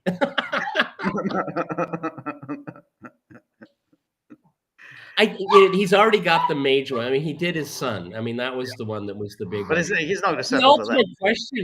ultimate question is, will he pardon himself? Well, that's an interesting one. Now, I don't think he will. You know why, George? Because I think the disgust with this man is so intense. Just let him leave. I mean, he's doing us a favor. Just go. Well, Just and plus, considering his what is he, 82, 82 now, yeah. Yeah, but he's an old 82. He's an old 82, exactly. Right? This whole age thing is ridiculous. Right. I mean, I come across veterans of the Second World War here, and they are sharp. They speak. They don't fade in or out. Okay, they're just a young 87. Okay, but that's right. But in terms of his, I think there's one condition under which he would pardon himself if he also pardons Trump at the same time. If he pardons Trump. And pardons himself, I think he can get away with that. He says, "Okay, we'll have a clean slate. I'm going to." But again, we go into these murky waters, and I don't think it's ever been, at least not to my knowledge. But has a presidential pardon been denied? I don't think you can deny a pardon. I don't know. I don't think it's ever been tested. Right. I don't think it's been tested, but I can't see on what grounds, because the Constitution doesn't give any conditionality on the presidential pardon. So what do you violate? Yeah, I mean, someone like Trump will say, "But I don't need to be pardoned." Okay. Right. That's right. Well, except that he's still got these. I mean, the cases could be. I mean, they've been thrown out, but they could be once they could be brought up. I mean, I don't think it's going to happen, but in theory, a Democrat administration coming after Trump could restore. We don't need theory. We have history. We have precedent. Of course, they'll go after him again. Of course, exactly. I mean, that's what that's what puts a smile on their face in the morning. Okay, exactly. You got to find another way. Okay, that's right. But you bring up a really good point. Who would benefit the most from that? I don't know, because Tony Blinken's name has not been mentioned directly by the ICC or the ICJ. Yeah. But people involved in the genocide, because they haven't been charged. Yeah. So I think that. I mean, yeah. Okay, you asked the question. What's your answer? Well, I think he's going to pardon Liz Cheney. I think Liz Cheney. I think Adam Kinzinger, and yeah. Well, I think for the way they conducted it, they've committed illegalities during their during their hearings. So I think, he may I think everyone involved on that committee, the January the 6th committee, would be pardoned by Biden, because they say, Trump could easily go after you. But again, it could be some of the people in the DOJ who had gone after Trump. I mean, the Russiagate people. I mean, they're all still around, and they clearly are vulnerable to in a Trump administration. The instigators of Russiagate. So all of this, McCabe, Peter Strzok. So it could well be, just issuing pardons for them. Which would of course validate our position, long held now, and a few others that we know, that of the true guilt of these people. Okay, I Right. mean, No, we that's talked about just briefly last week, but the FOIA request that Aaron Martin made was all right. redacted. Why? Right. Right. Why? Yeah. Um, yeah, and then there'll be all the people like Jack Smith. It was maybe Jack Smith. He'd get a pardon as well. So there's some. Let's see if there's a question here from Stone River. Stone River, thank you for your contribution. Thank you very much. It says, surely it can't be constitutional for the president to pardon someone prospectively for future possible convictions. No, you can't. That's right. You can't do that. You can't. Pardons are only for possible crimes that you have committed. You can't pardon someone for any possible future crimes that you may commit. So, I mean, Hunter Biden. I mean, he's got a pardon for I guess pretty much everything that he did in the past, but he can't pardon him for anything he may do in the future. So if Biden pardons Trump, it'll be for anything that Trump has been accused of in the past. I mean, all the things that Jack Smith brought against him. And again, Biden will presumably have to, that'll be kind of interesting. You have to kind of draw up exactly what I mean. Yeah, it's quite specific. What is it that Biden is pardoning himself for? Is it just for his time in office? Is it what time he was vice president? Going back to the days of when he was senator.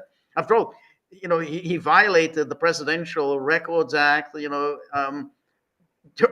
he was a senator, he was taking home classified documents. So, it's kind of interesting. I mean, when you draw it up, what the pardon for what exactly he would be pardoning himself for. But even though this has been widely discussed, I can remember Nixon. Well, Nixon pardoned him. You remember those days, yes, George? Yes. And the reason that is it's a third rail, and I suppose it should be, is that then there'll be a total reassessment of the whole pardon statutes. Okay, which it should be a serious discussion. I just like said. I mean, if you're given a pardon, do you have to accept it? Okay, we don't know. These are things that have never really been discussed. We've never had a president pardon himself. But if he does pardon himself, it's going to open up a can of worms. Is this actually a good idea?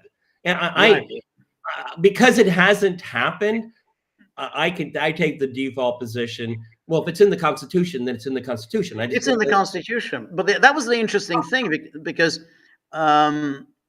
Nixon, during his last days in office, he did go to the Office of Legal Counsel and ask, can a president pardon himself? The legal advice. And the advice they gave him was, where you can't pardon yourself if you're president, what you can do is step down, the vice president becomes president, and then once he's installed as president, then he can pardon you. Then the vice president steps back, you return as president, and that way you wouldn't have done it yourself. That was the view of the Office of Legal Counsel. I didn't think it was a very plausible, because I would have thought the view would have been, the correct view is, your president can pardon himself, because he doesn't say anything in the Constitution that the president can't pardon himself. But it's funny that Nixon didn't really didn't do it. I mean, I think Nixon, he was a real stickler about things. So he didn't pardon himself. He was when he was in law school, he could have gone to the very best, but he was too poor, and they didn't have all these government loans back then. Yeah. He was a good lawyer. He understood the law. He respected the law. He adored the law, actually.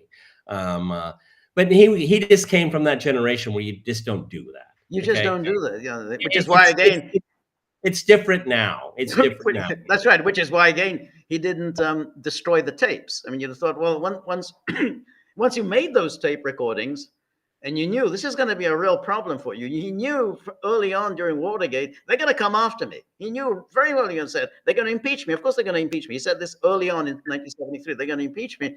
He knew about the tape recordings, destroy them, burn them all. And he didn't do it. What he could have done before the Supreme Court intervened, he could have taken the tapes, taken them to the Rose Garden, and had a bonfire, and it would have been perfectly legal. Yeah, exactly. And there was nothing you could do about it. Nothing at all. Exactly.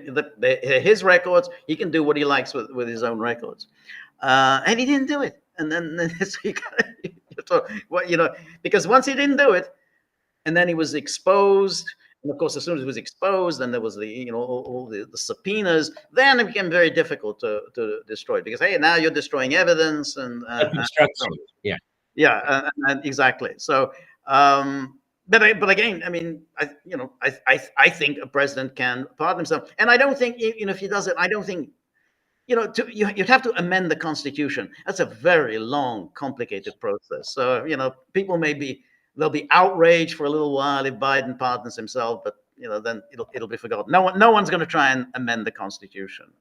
Yeah, and then you have the very specific case of Joe Biden, corrupt all his life. Everybody knows it. It's not a secret.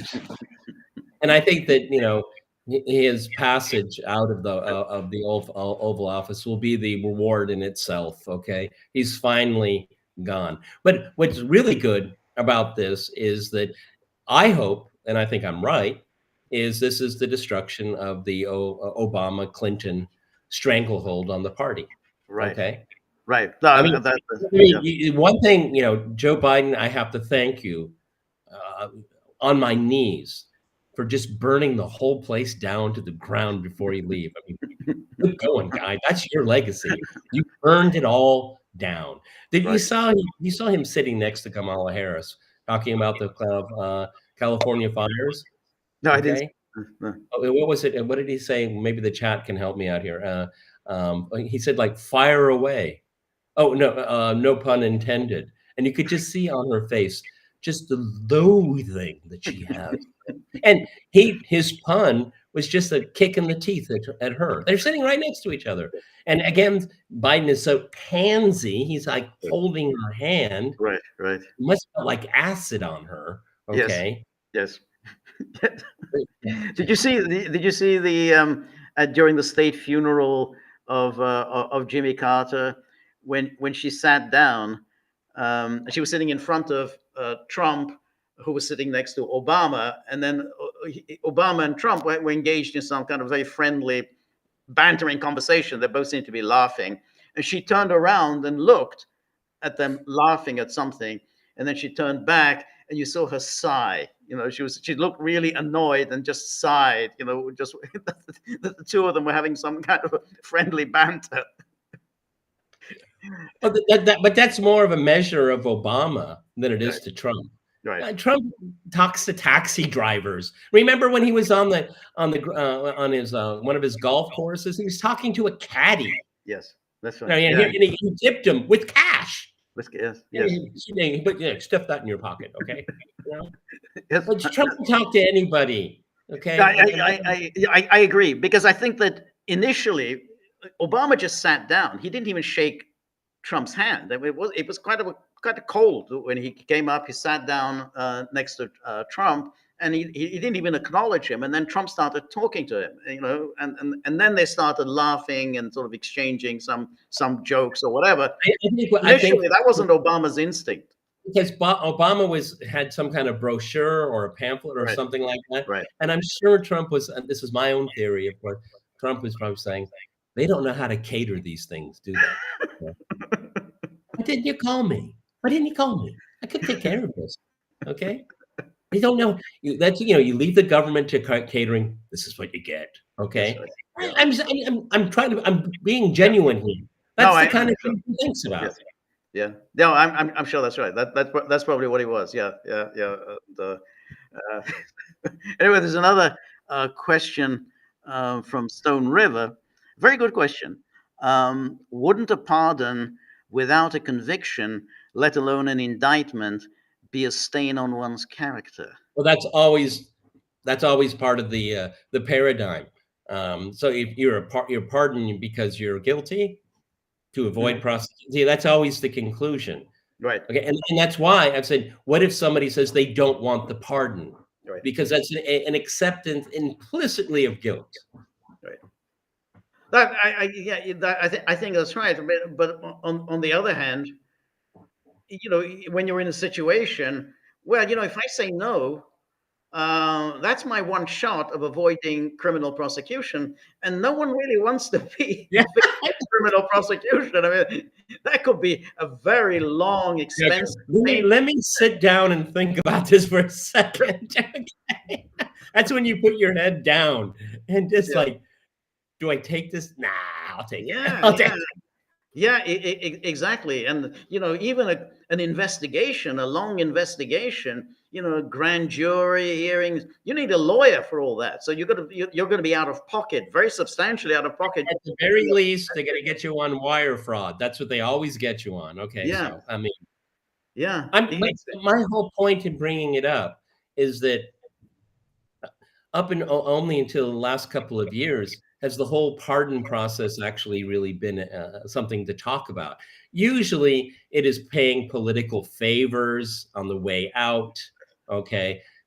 Because, when you think about somebody like Obama or Bill Clinton, you're thinking about your library. Yeah, but remember Bill Clinton, he pardoned Mark Rich. He was writing out. They literally had taken the boxes out of his office. That's right. He did Mark Rich. That was a very, very controversial pardon. So, but that's really now when you get to this stage, because right to the very end, that's when you hit them with the with the really controversial pardons. Iran Contra. Remember Bush Senior? Yeah. But exactly, Bush Senior pardoned everyone in the.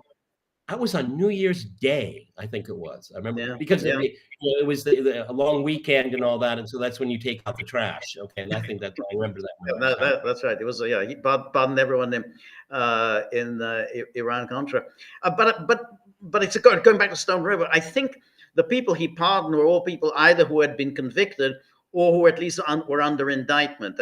Because I think, like Cap Weinberg, I think he was under indictment for Iran Contra, so he got the pardon.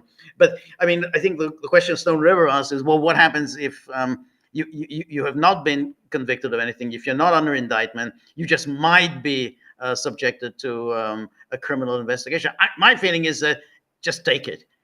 Don't run any risks. You don't want to spend 10 years of your life with facing criminal investigation. I'm trying to remember the language of the Ford pardon of Nixon for any yes,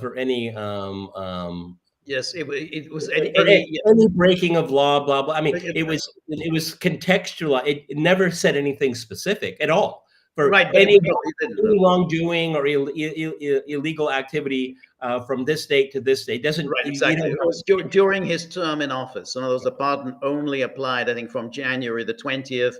1969 to whatever August the 8th, 1974. So I think just within that, any crimes or whatever that you may have committed during that time. So it didn't apply to anything that happened before, or again, obviously anything afterwards. So again, and any crimes he may have committed from the time of his resignation to the time that Ford issued the pardon.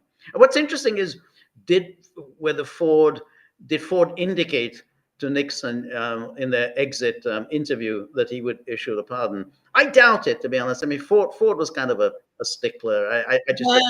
But I don't know.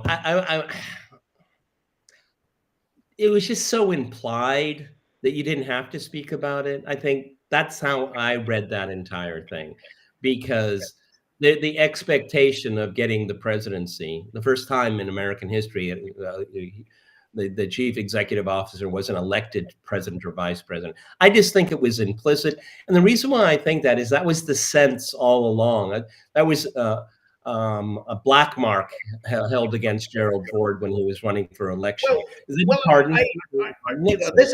I'm not at all sure about that, because I wasn't sure at all. Because look, Ford was not somebody who had ever really fought for anything. I mean, he was a kind of a very much the Republican leader who just, he was used to the Democrats enjoying a commanding majority. He went along. He was a To country go club. along in order to get along in order to go along, or whatever. He was a country club Republican. Yeah, that's right, and that's why I didn't actually think that Ford had it in him, because it was going to be very unpopular among in Washington. It was going to be unpopular. I don't think it was unpopular in the country at large, because I think people wanted to move on from Watergate. They really didn't want to see a president in the dock, criminally charged. If you look at Gerald Ford's first speech on assuming office, he said that almost verbatim. We need to move on. Exactly. What was it? America's great national. A long national nightmare is over. Yeah. Long national nightmare. Okay, so I think it was baked in. But yeah, well, it's one of the enduring historical questions. It is. But in fact, Ford really didn't. He never really showed any courage at any other time. I mean, that was the one thing that he showed some courage for because on everything else. I mean, for instance, during the fall of Vietnam, he could have just basically gone ahead and sent his the American bombers just bomb the invading North Vietnamese army. He could have done that. He didn't do it. And so that was that's what you would have expected from Gerald Ford. He named Nelson Rockefeller as his VP. You could see that he just didn't want to annoy anybody. He wanted to get on. He wanted everyone to like him. So that's why to me I thought it surprised me when he did it. Well, what do you expect from someone that only aspired to become Speaker of the House? He never had presidential ambitions. No. That's exactly right. Yeah, it was a very funny. I remember those years. A very funny time in America. A lot of introspection, the fall of Saigon, Watergate, and it was It was a time where you had this kind of like hippie culture that was in your face. It kind of became normalized and commercialized. Those what did they call the jeans, the bell bottoms? Remember that? Yeah, the bell bottoms. Yeah. Fashion in the 70s. Oh my! Good films. Good music. Fashion was awful. It was awful. It's so distinctive when you look at it now. Wow, all of that is just gone. I mean, all the God, those 1970s hairstyles, the side. Yeah, I mean, it's something I point out to my friends, like with glasses and stuff like that. Or tweed has come back. Tweed's very fashionable right now. You look at the fashion codes of like the late 40s, early 50s. It's coming back too. It's really smart. I like it. But the hippie stuff, it's not coming back. No. It's just not. It's just like a void. Okay. Remember tie-dye shirts and stuff like that. Yeah. I had to make them at school. They had a teacher, a hippie teacher, like, we're going to make tie-dye. Everyone's walking around with these purple, and they made us wear it. I hated it. But the funny is, like men, or these young men, they all went around with long hair. I mean, that was it. You had this long hair. That's completely gone. Did you have long hair? It's not the 1970s. Did you have long hair in the 70s?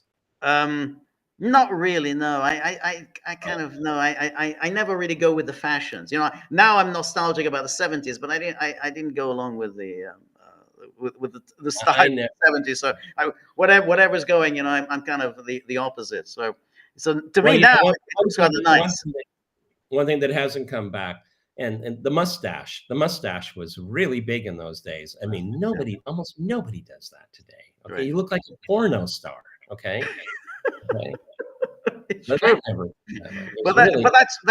that's very interesting, because in fact that 1970s style yeah, you look. It's like the porno star. You know, you look like a porno star if you have that style, or a yeah, you know, there's or a pimp. You know, so, you know, you wear those garish clothes and you know the long hair, Scarface, chain. Scarface, Yeah, Scarface. exactly. You know, you look. Hey, you look like a pimp. I mean, That was the whole fashion motif of Scarface. Remember all of that? You know, the what do they call it today? It's like um, Florida business. What was it? Larry Johnson always tells me this with his Hawaiian shirts or Florida shirts. Okay, I mean that is. But that was just pervasive everywhere. It was really, really awful. I was, I was happy when Reagan came back in. You could wear a tie again. Okay, you could wear a cardigan again. yes. Okay, Yeah, I hate long hair. I hate long hair. Everybody knows I keep it. I go to the barbershop once a week. Okay, I like it really But short. it's funny the cardigan thing because Jimmy Carter brought in the cardigan thing, and then he brought in the polo shirts and the golf shirts, and so you know he would be he would go to these meetings and even meeting with heads of state, heads of government, and he'd be wearing the polo shirt. What was And his? it was a weird look. What was his sidekick's name? Jordan. Oh, Hamilton Jordan. Hamilton Jordan. He showed up at Camp David with his tennis tennis racket and ball. I remember that picture. Yes. And, oh, Republicans went crazy. That's right. But the funny thing was that then the people who met Jimmy Carter, when Carter was traveling, they also, oh, hey, I got to get rid of my suit and tie. I got to take my tie off, and it's like because I remember Anthony Crosland, he was the UK Foreign Secretary at the time. He was in Parliament wearing his suit and tie and said, well, you've got a meeting with Jimmy Carter in about half an hour. So he rushes home, takes off his suit and tie, puts on a golf shirt, and then rushes to meet Jimmy Carter. He can't possibly be seen with Carter wearing a suit and tie. As we wrap this up, okay, Trump is how old? He is 78. Okay, I can bet you money that the way Donald Trump dresses today is the way he dressed in 1975. I think he did. Yeah, I think so. Yeah. I'm quite sure. I'm absolutely sure because I haven't seen any. No, I mean, if he was dressed like that, we'd see photographs of him. Hey, look! Hey, this is what he looked like back then. I haven't seen anything. So I'm absolutely convinced that that's what. And I think he was his father's son. I think he was always, his father was bringing him along in order to take over as the head of the company. So I'm sure he did as his father told him, and his father was, you wear a suit and tie. I can remember I went to it was like a school event when I was in junior high school, and we went to like a theater performance, and we all had to wear ties. And I can remember it was really cool to have your tie open and maybe have it out and all that. It was kind of fashionable. And my father said, wear it correctly or don't wear it at all. With no smile. Okay. Right. Just what's wrong with you? I think that's what he said to me most of my life. What's wrong with you? Okay. No, but that's right. I'm sure that's. I'm just trying to convey is just that it's such a different environment right now where he's trying to find out who he is and trying to his inner self. Nobody talk that way. Right. No, my said you don't speak unless you're spoken to. Right. No, I agree, and I think when Jimmy Carter introduced that, and that was part of his reaction against Nixon. Oh, going to Nixon. So hey, I'm casual. I'm wearing a sweater and or a cardigan, and and I meet heads of government with a polo shirt. That hey, this is I don't want to be sort of all menacing. Like Nixon. With always perfectly attired. Remember when Nixon did that propaganda film in '72, he was walking on the beach wearing a suit and tie and dress shoes. You remember that footage? He's walking on the beach with his dress shoes and a suit and tie. Yep. Yeah. So yeah, but that didn't go down well. That Carter casual look, and I think No, Reagan. because what came in right after it, it was the glitz of the glitziness of Ronald Reagan. Okay, and he came from California, no stranger to casual wear. Yeah, Okay, I mean, you know, we saw plenty of pictures of him dressed as, you know, Western cowboy stuff, but at the White House, no way. No way. And that, again, that was the genius. One of the elements of Ronald Reagan's genius. Presentation is very, very important. Okay, and Red America adored that, considering what they had to experience with Jimmy Carter. Jimmy Carter is just associated with only negative things. Yeah, To this day, actually. No, you're right. I mean, that was because of Reagan's Hollywood background. He paid a lot of attention to how he looked, how he spoke, how he, you know, cocked his head, and all of that. You know, he was meticulous. You know, that was, he had spent years cultivating that, that his that and that persona. So it was everything was meticulous. We'll talk about performance. I think it was the depths of the Iran-Contra, and the press corps was hot and heavy to get some questions from the president. And there were already talk that, you know, Reagan was slowing down. Okay, it was already talk. Yeah. And so at a pitched moment, you know, Mr. President, what did they do? Nancy came in, happy birthday to you. And the press corps melted, started singing, and then they clapped. Yes, that's it. Reagan blew out the candle, put his arm around his lovely wife, and they left the podium. That's right. Talk about performance art. Yeah, and then he had that classic, you know, that I can't hear you, you know, I can't hear you. Sorry, you know, I wish I could answer, but sorry, I'm being dragged away. Can't hear you. It's one of the most iconic pictures of him getting on one of his helicopters going to Camp David. Can't hear. Sorry. Yeah. Anyway, happy days. Anyway, I think our time is up. I think we've covered a lot of ground. So thank you, everybody who has joined us. Thank you for all of your questions. Thank you for your contributions. And this time next week, we will be just hours away from the inauguration. So it's going to be very exciting. And everybody try to find Bibi Netanyahu in the crowd. I'll leave it at that. I don't think he's coming. I think he said he's not coming. He's not coming. He's not coming. But there will be some interesting people there. I think Nigel Farage is coming. So I wonder if Viktor Orban will be there. Okay.